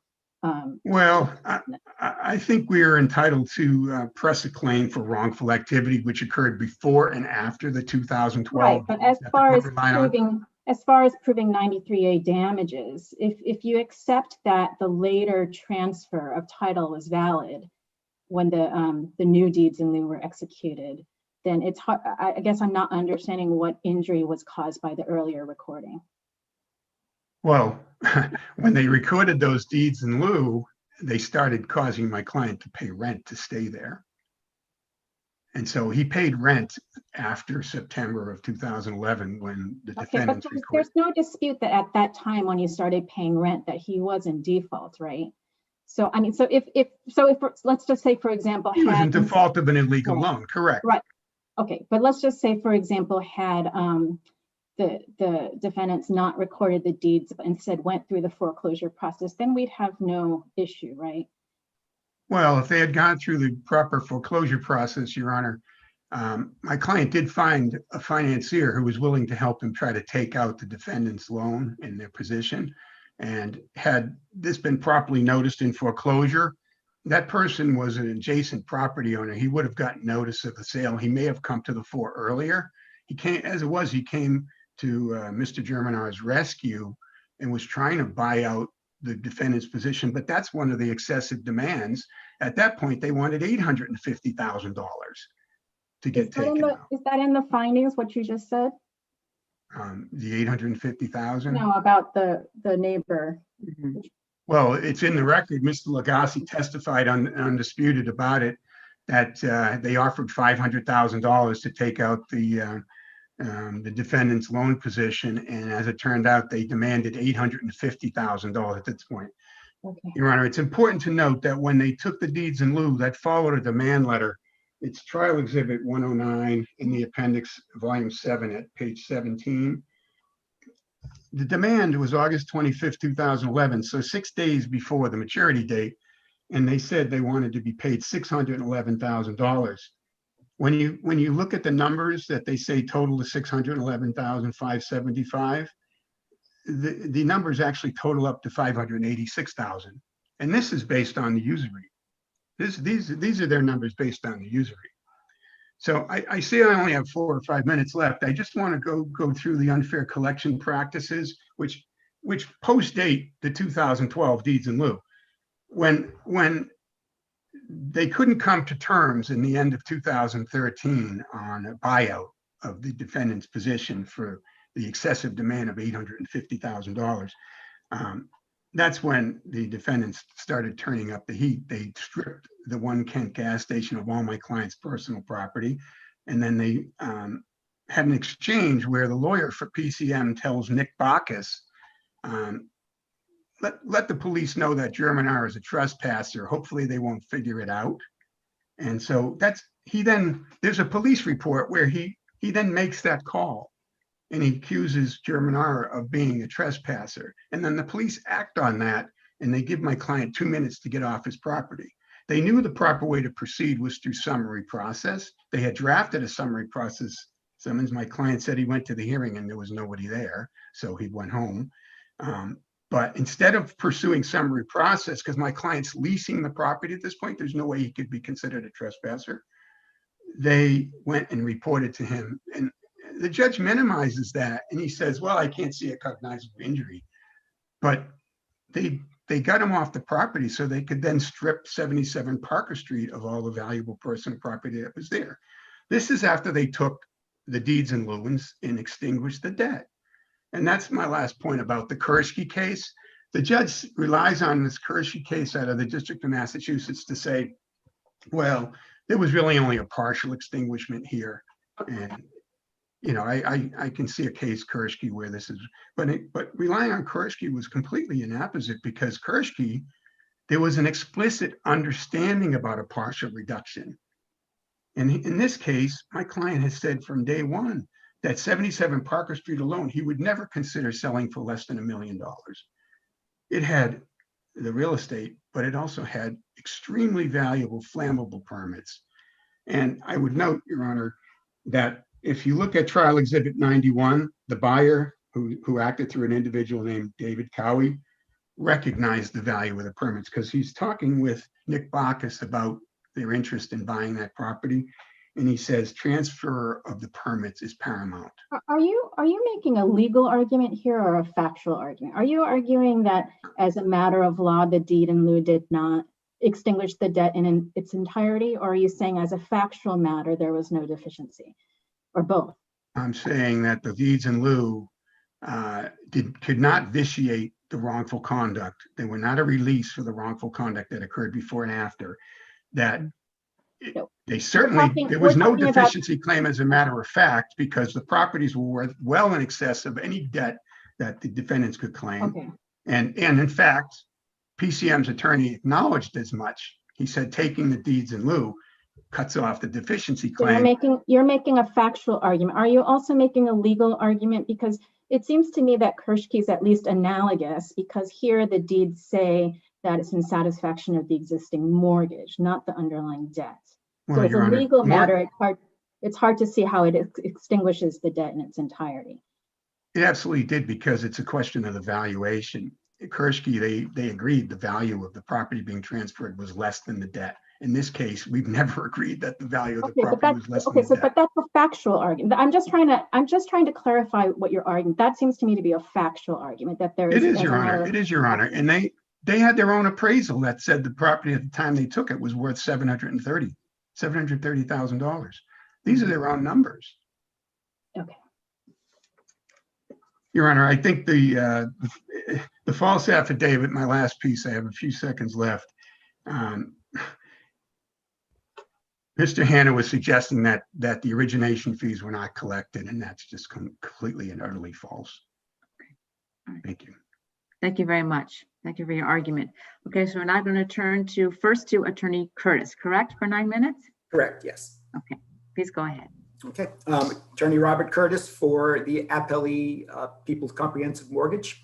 May it please the court. I definitely want to get right into this issue about factual questions. Most of what the plaintiffs are arguing here are fact-based questions, and that's subject to the clearly erroneous standard. And we've got 103 pages of very detailed findings showing that the judge paid very careful attention to all of these facts. There's no chance of demonstrating that these findings are clearly erroneous. So that's really our starting point here with most of the plaintiff's arguments. Most of them are challenging the manner in which the judge found the facts, and there's simply no basis to overturn those findings. But then, I think the plaintiff's case there's a lot of information here, and there's a lot of arguments that sort of blend together and maybe not even very clearly. And I think what we tried to do in our brief is really get to the meat of what this case is about. First issue was the usury issue. And the case law is clear that a violation of the usury statute doesn't necessarily require rescission of the loan. So there's a lot of characterizations here about this being an illegal loan. And yes, while the loan ultimately ran afoul of the usury statute, mainly because the PCM failed to file the statement with the Attorney General's office, the mere fact that it ran afoul of the statute didn't mean that it had to be rescinded. And there's case law authority that really plaintiffs don't even address, that says that it's within the judge's discretion to reform the note when it violates the statute. And that's exactly what the judge did here. And he didn't abuse his discretion. An abuse of discretion is when a judge fails to apply the relevant standards so that the result can be questioned. And when you look at these findings, the judge addressed all of the relevant standards to reforming usury. And many of these factors have to do with, the purpose of the usury statute, which was originally, to, prevent organized crime figures from lending at exorbitant rates. That certainly wasn't an issue here. What we had was, two parties who were experienced in business deciding to make a high interest loan because it was high risk. And the judge found that. And, the judge found that the plaintiffs were at all times, adequately represented by competent counsel. There really was no reason to suggest that the integrity of the loan was invalid. Yes, it ran afoul of the statute. That needed to be corrected, and the judge did that by reforming the rate. And by the way, ultimately, once the judge did reform the rate, we really don't have any arguments on appeal from the plaintiff challenging the rate that was ultimately applied. So when we eventually get to the damages calculation, there's no arguments here. Any argument about that rate has been waived at this point because it wasn't raised. So the judge applied this new rate, and that's where the damages calculation came from. So on the usury issue, it's clear that the judge followed the relevant factors and exercised his discretion appropriately. So then the next question we get to is the questions of these deeds in lieu of foreclosure. Now, there's no dispute that the earlier sets of deeds in lieu weren't valid. Again, they're characterized as illegal or wrongful and things of that nature. Essentially, what happened was the parties tried to accomplish something that didn't work with those earlier ones. So deeds in lieu got recorded. Ultimately, the judge determined that those earlier deeds in lieu were nothing more than equitable mortgages. So it's not that they had no value, they just didn't have the value that the parties had intended initially. But all of that at this point is a moot point, because in 2012, after the default, there's no dispute the default occurred in August of 2011. So after that point, we have a new set of deeds in lieu, April 2012, and those ones effectuated what the parties really intended from in the first instance. It effectuated a transfer of title of these properties in satisfaction of the mortgage. Again, not in satisfaction of the note, not in satisfaction of the debt, just in satisfaction of the mortgage. And that's expressly what was on there. Now, plaintiffs challenged the deeds in lieu on several grounds, but none of these have any effect or invalidate these deeds in lieu. They argue that that they were a forgery, but the judge, again, we're talking about a finding of fact now, the judge found these weren't forgeries, that Mr. Germanara actually signed these. And in their brief, the plaintiffs argue that the judge relied, I don't remember their terminology, but essentially that the judge based this finding on the notary seal. And the judge expressly said the opposite. He says, I don't need to rely on the fact that this was a notarized document because I find Mr. Germanara actually did sign these documents. So the fact is that the deed was delivered, it was properly signed, executed by Mr. Germanara and delivered. transferring the title. They argue that that there were formal defects involved in the 2012 deeds in lieu. But again, these arguments don't carry any weight. They claim that there was no valid consideration on these 2012 deeds, but each of the 2012 deeds expressly said this is in consideration of the discharge on these mortgages.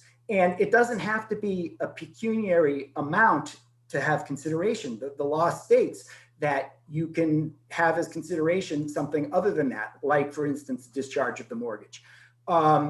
They argue formal defects in the form of no property description, but the judge didn't find that. The judge found A, Mr. Germanara absolutely knew what properties he was transferring, and B, that there was an attachment A or exhibit A to these deeds that adequately described the property.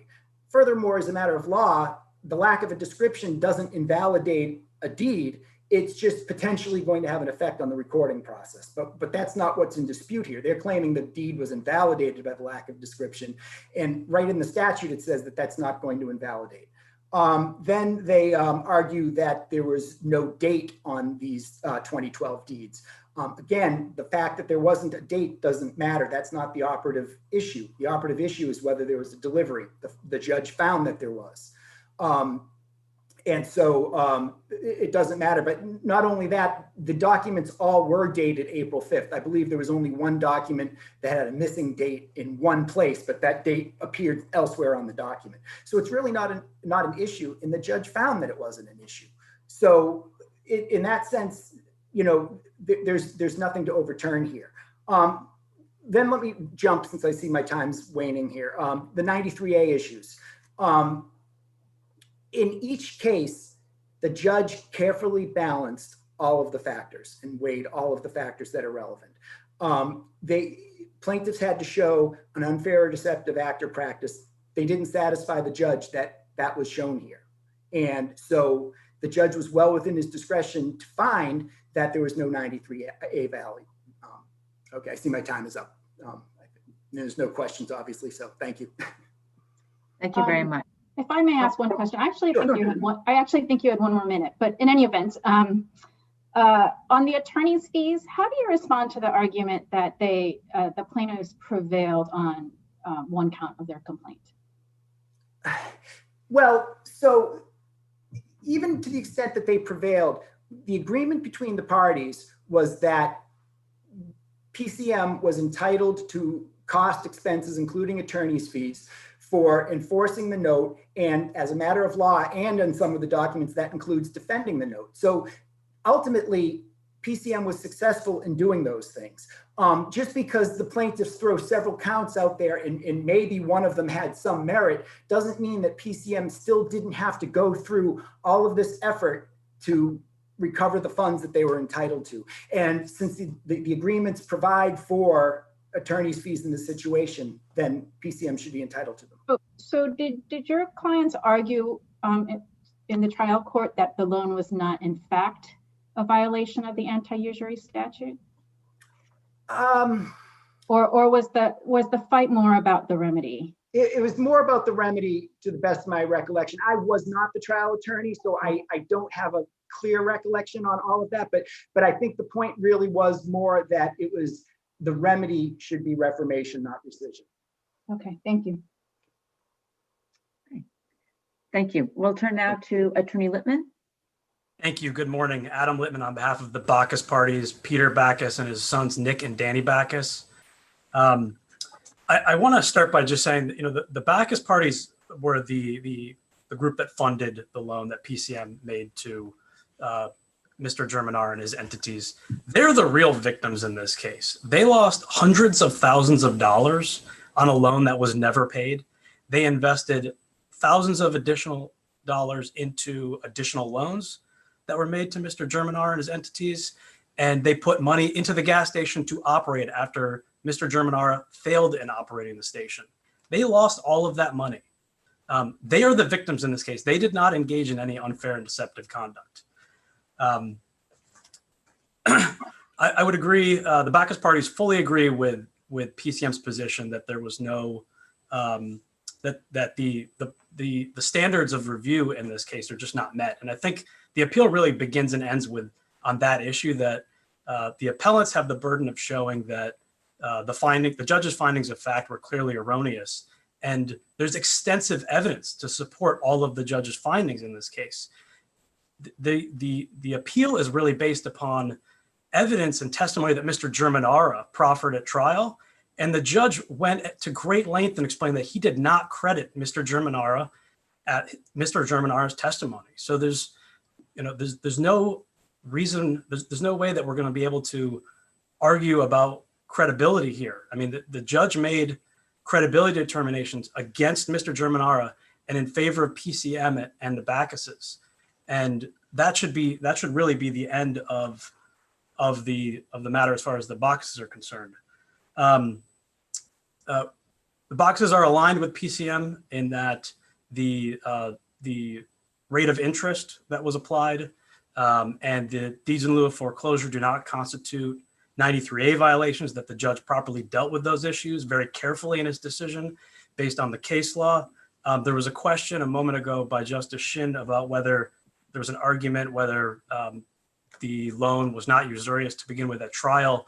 That argument was made by both PCM and the Backuses. There's a provision in the note that specifically says that in the event any charges are deemed to be excessive or unlawful, the rate will automatically be brought down to the maximum allowable rate. The judge really, I think in his decision, explained that he agreed that the parties had already agreed that reformation was the proper remedy. So while he had the discretion to reform the loan, he acted in accordance with the parties' agreement.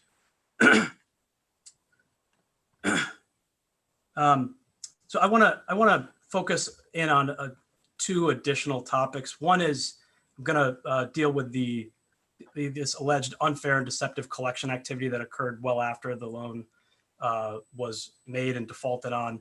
And secondly, I want to touch on an issue that we raised in our brief, which the judge did not even get to in his findings and rulings, which he didn't have to, which is that Mr. Germanara and his entities waived any claims against the Backuses in this case.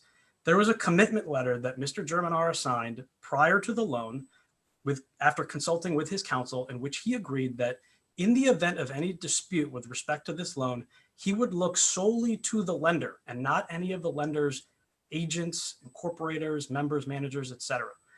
The Backus parties funded the loan. They did not make the loan. This was a PCM loan. And Mr. Germanara and his counsel understood and agreed that PCM was the lender, and to the extent there was any dispute with respect to the loan structure, our position is those claims could only be made against PCM and not the Backuses. With respect to the unfair and deceptive collection activity, I think, again, we're going to have to wade deeply into the facts and the evidence in the record. And I think when you look at the evidence that the judge relied on, it's clear that the findings were appropriate and well supported, and that there was no unfair and deceptive conduct. Attorney DiNardo said that the Backuses went into the gas station and stripped it of all of its contents. If you look at the judge's findings and Nick Backus's testimony, they went to the gas station at the direction of Mr. Hanna, who was acting as legal counsel at PCM at the time. The property was being rented to a new tenant. They had to clear the station out for the tenant. When Peter and Nick Backus arrived at the station, Mr. Germanara appeared. They told Mr. Germanara what they were doing. They offered him an opportunity to remove all of his personal belongings from the gas station. He spent an hour removing his stuff. And then the Backuses followed Mr. Hanna's direction and brought the rest of the contents to a storage facility, and it sat there. They didn't convert that property, and the idea that they were somehow being unfair and deceptive is just not supported. The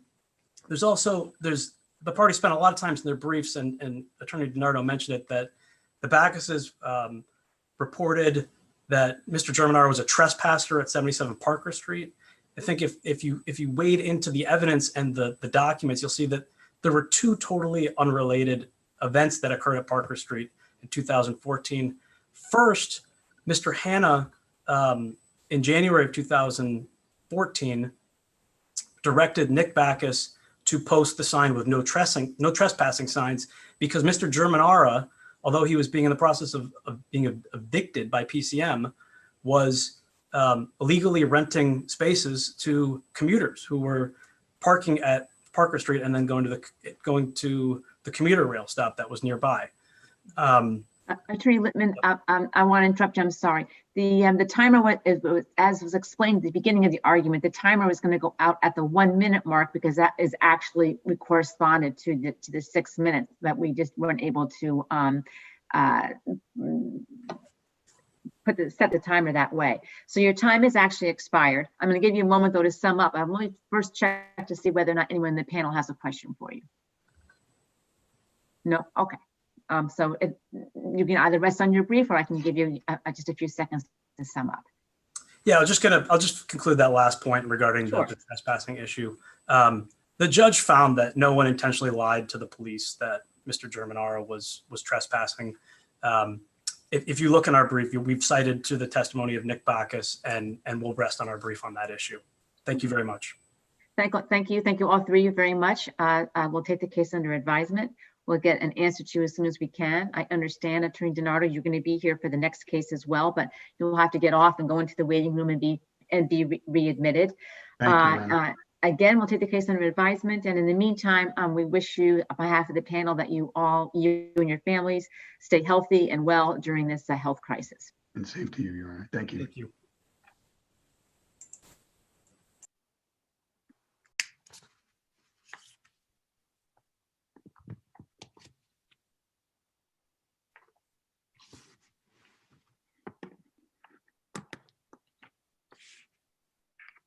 We are live. Thank you. Welcome to you both. Attorney DiNardo has already heard my introduction, but for your benefit, Attorney Vesely, I want to introduce the panel to you. I'm being joined today by Justice Jeffrey Kinder and Justice Suk-Young Shin, and my name is Ariane Buno. Thank you for participating via Zoom today. As you know, you have 15 minutes to present your argument on your side. We'll begin with Attorney DiNardo. If we have any technical glitches, we apologize in advance, and we hope that you'll be patient with us while we resolve them if they do occur, and we will be patient with you as well should you experience any problems. So this is the last case we're going to be hearing this morning. It's Mr. Germanara versus Plum Island, LLC, 2019-1843. And Attorney DiNardo, you'll begin this argument again as well. Thank you. Thank you, Your Honor. So this case is ancillary to the case we just argued. Actually, given statute of limitations issues, we felt we needed to bring the action to preserve my client's right to get the property back in the event that the Superior Court agreed with us about the wrongful foreclosure and the wrongful actions in the underlying case. It's our view that when the Superior Court found that the original deeds in lieu were void, and based on the Levinson case, should have found that the recording of those deeds in lieu taken at the original loan closing was itself a wrongful foreclosure, that 2012 deeds in lieu that we were discussing earlier were confirmatory and took the place of the original deed, and therefore create no title in and of themselves. Therefore, PCM does not have good title to be able to transfer the properties to the buyer here, which was a special purpose entity created by an individual named David Cowie. The transferee was called Plum Island LLC. Mr. Cowie was the chief operating officer for a company called Enpro that had been a tenant on 77 Parker Street. We're only dealing with that particular property.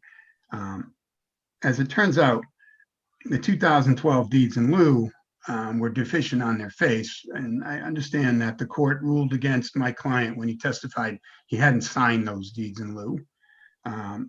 It was our position that they were a forgery. The judge didn't accept that. And I accept that he has the ability to make that credibility finding. But the 2012 deeds in lieu were further deficient on their face. There were blanks that Plum Island's attorney felt he needed to fill in order to be able to record that deed when Plum Island was moving to buy the property. And the court didn't consider the blanks that were filled in by Mr. Adams, who was the attorney for Plum Island, to be material. But if they were not material, then I asked the court, why would Mr. Adams have felt the need to fill them in? And more importantly, he asked permission. He knew he needed to ask permission to fill the blanks in. The only problem is he asked permission to Mr. Hanna, who was the PCM attorney who was involved in disposing of the property. He didn't ask the supposed signer, Mr. Germanara, for his permission to alter the form of the deed. So he knew he needed to fill the blanks in. He knew he needed to ask permission. He filled the blanks in, asking permission to PCM's attorney, but not the person who actually signed the deed, the grantor, supposedly Mr. Germanara. So I think given the law in Scapland, which is a 1904 case, makes very clear that a confirmatory deed does nothing but take the place of the original transfer. The original transfers were the void deeds that were recorded in September of 2011. This supposed confirmatory deed was signed in April of 2012, the defendants claim, but it wasn't actually recorded until the time property was being sold. And the significance of what was going on here, it's not just the alteration of the deed that we say is wrongful. Mr. Cowie wanted this property, and he had had exchanges with Mr. Germanara going back to the beginning of 2011. There were two elements to the value of 77 Parker Street, the real estate and the flammables permits to store 303,000 gallons of flammable hazardous waste on that property. Enpro was an environmental cleanup company. It was important for them to want to have the ability to store their hazardous materials in those tanks. Mr. Germanara spent 21 years on this property, developing the property into a storage site, a unique storage site in the Newburyport area. The permits alone were at least $500,000 in the value when Mr. Germanara told Mr. Cowie, I would never sell this property for less than $1 million. Approximately $500,000 for the real estate and approximately $500,000 for the permits. The significance of all this is Mr. Cowie knew exactly what he was doing when he was dealing with Nick Bacchus at the end of 2011 after PCM had taken the properties. It was trial exhibit 91 in the underlying action. Mr. Cowie was talking about his interest in, he was still interested in buying the property. And he said the transfers of the permits to the new owner is paramount. He knew exactly that that was a key element of the value here. And when he bought the property from PCM, PCM either didn't understand the significance of the permits and the value there, or just didn't care about it. Now, there was an email exchange, we call it the Mabardi side deal email in the underlying case, where Mr. Hanna was explaining to one of the other attorneys for the defendants in the case that the sales price of the collateral when they were disposing of the collateral was going to be in line with the amount claimed under the note, so they could eliminate the perception that there was a surplus that they were stealing from my client. And in fact, I say it that boldly because they did steal the surplus from my client. There was equity in that property. They took the deeds in lieu at closing so they could execute on a wrongful foreclosure. When Mr. Cowie pointed out to Mr. Bacchus in that email, which is trial exhibit 91 in the underlying case, that we need the clear title. Mr. Cowie knew in November of 2011, 2 months after PCM had taken it, that was a wrongful foreclosure and they needed the clear title. They came up with the strategy of having confirmatory deeds, but the confirmatory deeds did not vitiate the wrongful conduct. They're not releases. They were an ingenious method to complete the theft of the equity value, the surplus in the property. Now, the court decided to say that the 2012 deed was not a forgery. Let's assume, and I don't acknowledge this because my client testified quite clearly that he did not sign the 2012 deed, but let's accept for purposes of argument that he did sign the deed. Would he willingly give up $1 million worth of property value at that time Is there anything to indicate that he was willingly giving up the property value that he perceived to pay a debt, which at most, even as it was reformed, was about $525,000 at that point? Why would he give up over $1 million worth of property to satisfy a debt? Now we've talked about the satisfaction of mortgages. Mortgages aren't satisfied. Mortgages are discharged. Debts are satisfied. Debts are extinguished by the deeds in lieu. So maybe the language in the deed in lieu, as it was prepared by the defendants, was inartful.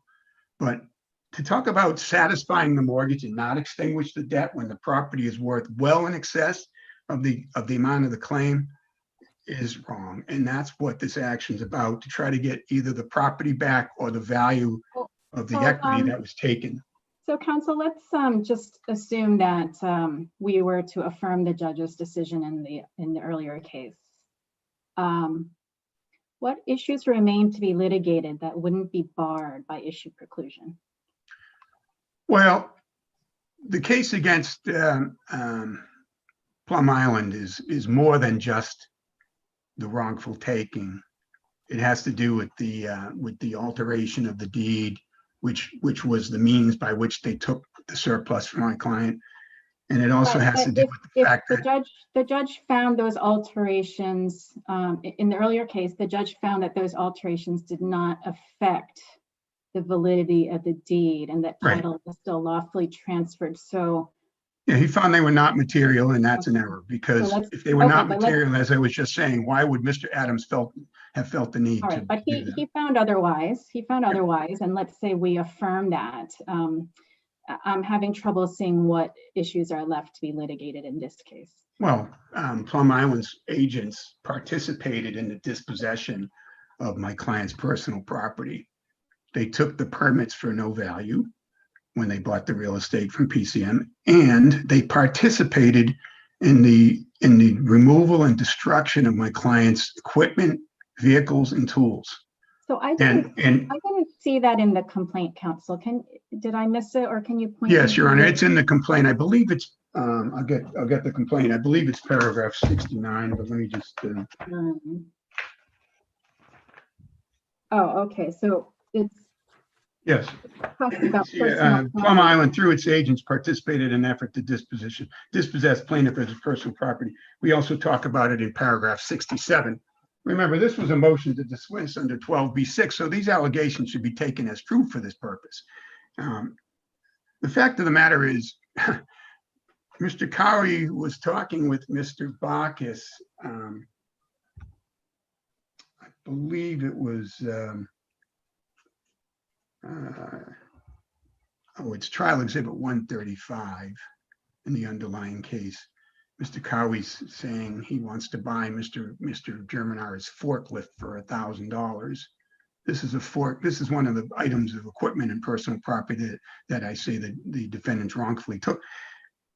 If they were taking the real property, which was worth well more than their claim, and it extinguished the debt, why were they taking his personal property and selling that as well? But Mr. Cowie was trying to buy a forklift for $1,000, and he notes in the course of that email that our people assisted in the load out of. He actually says the Germs property. None of the Germs property will be left on the property. The disdain with which he viewed my client, Mr. Germinar, to call him the Germ, and that his property was taken and removed from. The allegation in this case is Plum Island, and it needs to be responsible for its agent's actions. Its agent, Mr. Adams, in altering the deed. Its agent, Mr. Cowie, and his employees in removing and dispossessing the property. This is a separate cause of action. It's not identical to the action that was brought against PCM and the Bacchuses. It's, in fact, a separate cause of action for separate wrongs. The last point I want to address, and my time is running out, is Plum Island had made the case that 93A doesn't apply here because Plum Island, newly created entity, is corporate separateness, and it really wasn't the actor here. David Cowie and Enpro, if they were the actors, Plum Island shouldn't be responsible for them. And Plum Island didn't even actually deal with Mr. Germanar in buying the property. It dealt with PCM. The law on 93A is not so narrowly construed. When Mr. Cowie was trying to negotiate to purchase the property from Mr. Germanar, that was a premise in and of itself for 93A liability. If he ended up in a scenario where they took the property for less than fair value, they participated in the removal of the personal property and the destruction of it. A lot of that personal property, the tools that they removed, they ended up in a dumpster. The boat that Mr. Germanar was working on, a lobster boat, 25-foot lobster boat that he got permits so that he could sell, was towed to a field south of Boston. These items of personal property weren't taken to be liquidated as collateral for some debt and satisfaction of a debt. They were taken to hurt my client. And the email correspondence shows that when Mr. Hanna tells Mr. Bacchus, I'm Winston Wolfe, making people miserable one day at a time, the Superior Court considered that a joke. There's no joke here. This was my client's life work. These were his tools of trade. That's how he made his living. They took everything from him because he wouldn't pay him the $850,000. And Mr. Cowie and Plum Island were very happy to come in and just take the real estate at a time when the other defendants were seeking to minimize the stated sales price. I don't know if they paid separate value for that, for the permits. We couldn't get discovery with respect to Enpro and Mr. Cowie. Judge Cornetta had a very, very narrow view of this case early on based on Mr. Hanna's affidavit, where he was suggesting that the commitment letter was a forgery, and that the only way we get to a usury is if the points were collected by PCM, and they were not collected by PCM. Well, that was such a false and misleading affidavit because the points were actually collected by the Bacchus entities themselves. The prepaid interest went to something called Macedonia Realty Trust, and the points were paid to Blue Hat LLC, Bacchus controlled entities. So he could technically say to the court, PCM didn't collect the points, but it was the Bacchus entities who collected the points, and it doesn't matter under the statute who actually collects the monies. If they're charged, that's a violation of the usury statute. So when the court said below that there was no cognizable injury, I don't know what evidence he was looking at. There was plenty of evidence of cognizable injury, and the Plum Island agents participated in this. And the benefit they received was 77 Parker Street, the real estate and the permits. $1 million in value that Mr. Germanar would never have let go for less than $1 million. They're saying that he willingly signed over those properties by the confirmatory deed in lieu. Well, under the Scaplan case, even if he did sign it, it doesn't work. And that's why 93A is as vague as it is about what's unfair and deceptive, because human ingenuity is boundless in coming up with unfair and deceptive acts. And I see my time's expired, and I thank you very much for your attention. Thank you very much. Okay, we'll turn now to hear from Attorney Vesely. Thank you, and good morning, justices of the panel. May it please the court. My name is Liam Vesely, and I represent the appellee Plum Island LLC. The issue before you today is whether the Superior Court erred in dismissing appellant Germanar's complaint against Plum Island for declaratory judgment and Chapter 93A violations. We argue that the court, in fact, correctly dismissed the complaint because A, the contingency which may have created an actual controversy to exist between Germanar and Plum Island, that is a favorable judgment in the underlying action, never came to be.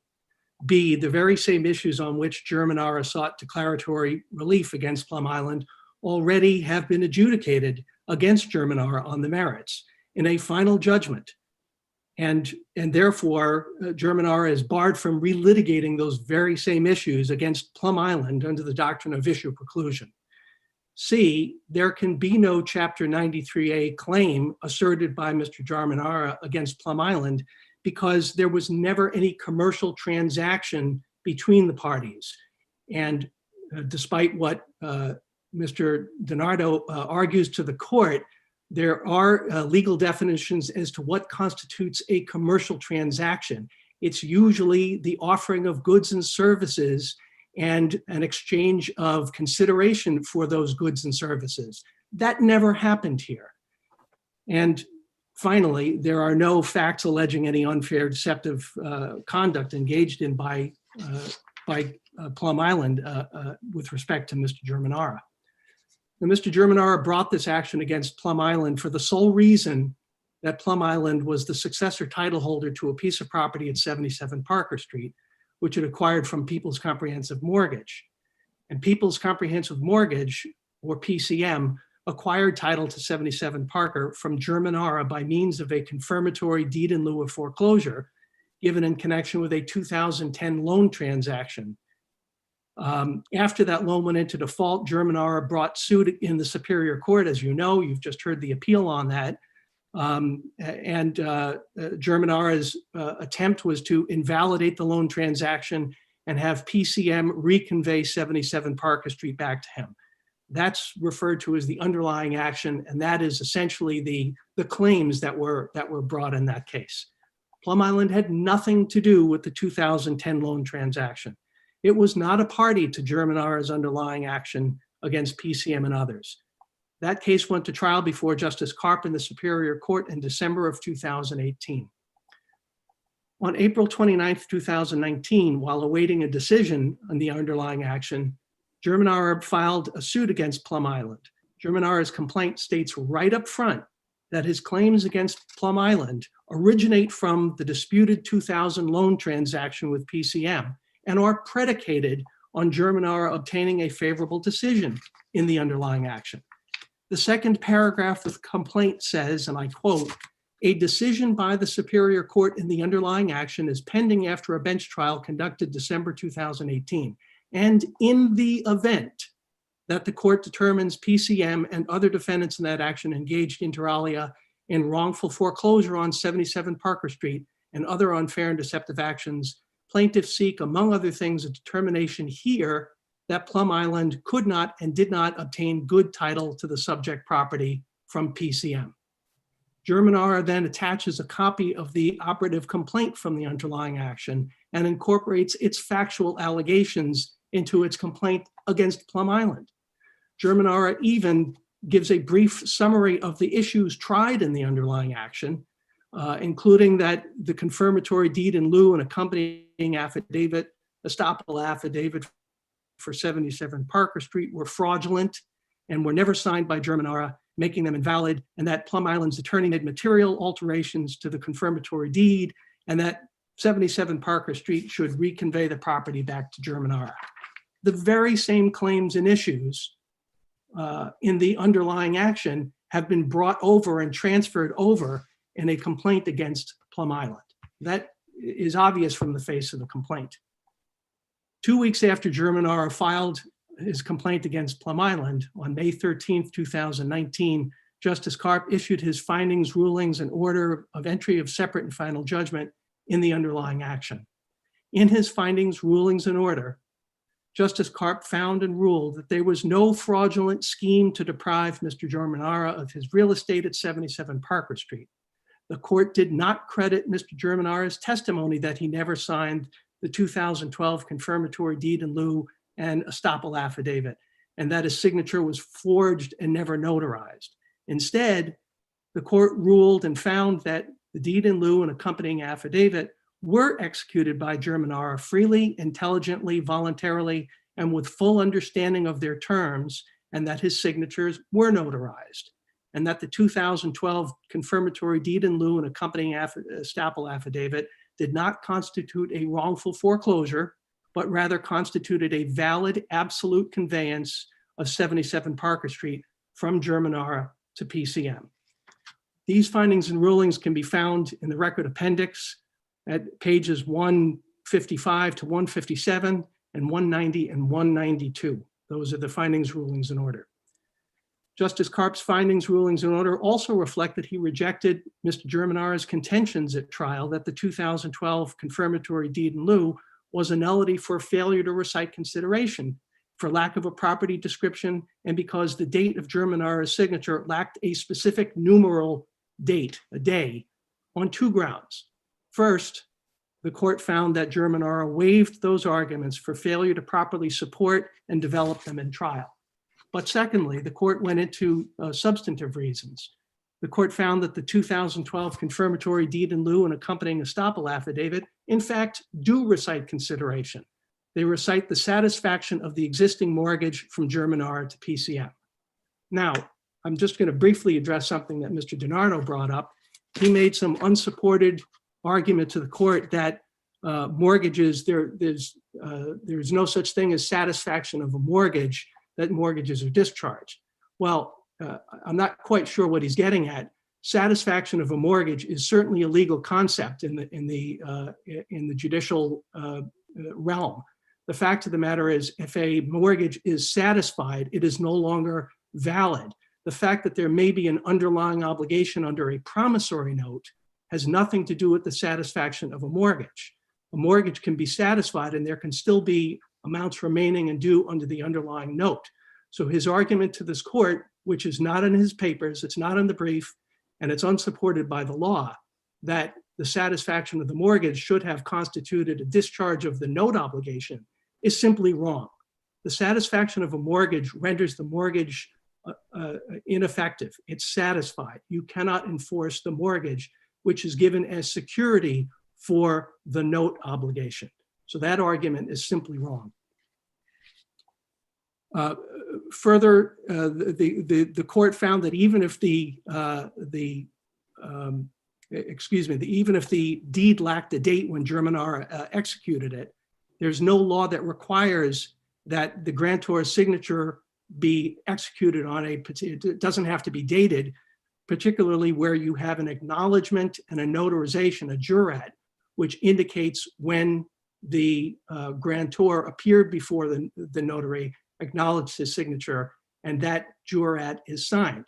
So the court found that that was an immaterial defect, and the fact that Mr. Adams put in the numeral 5 when it said April 2000, whatever, 2012, I guess, that had no effect. It was immaterial. And finally, that there was a handwritten notation on there stating confirmatory.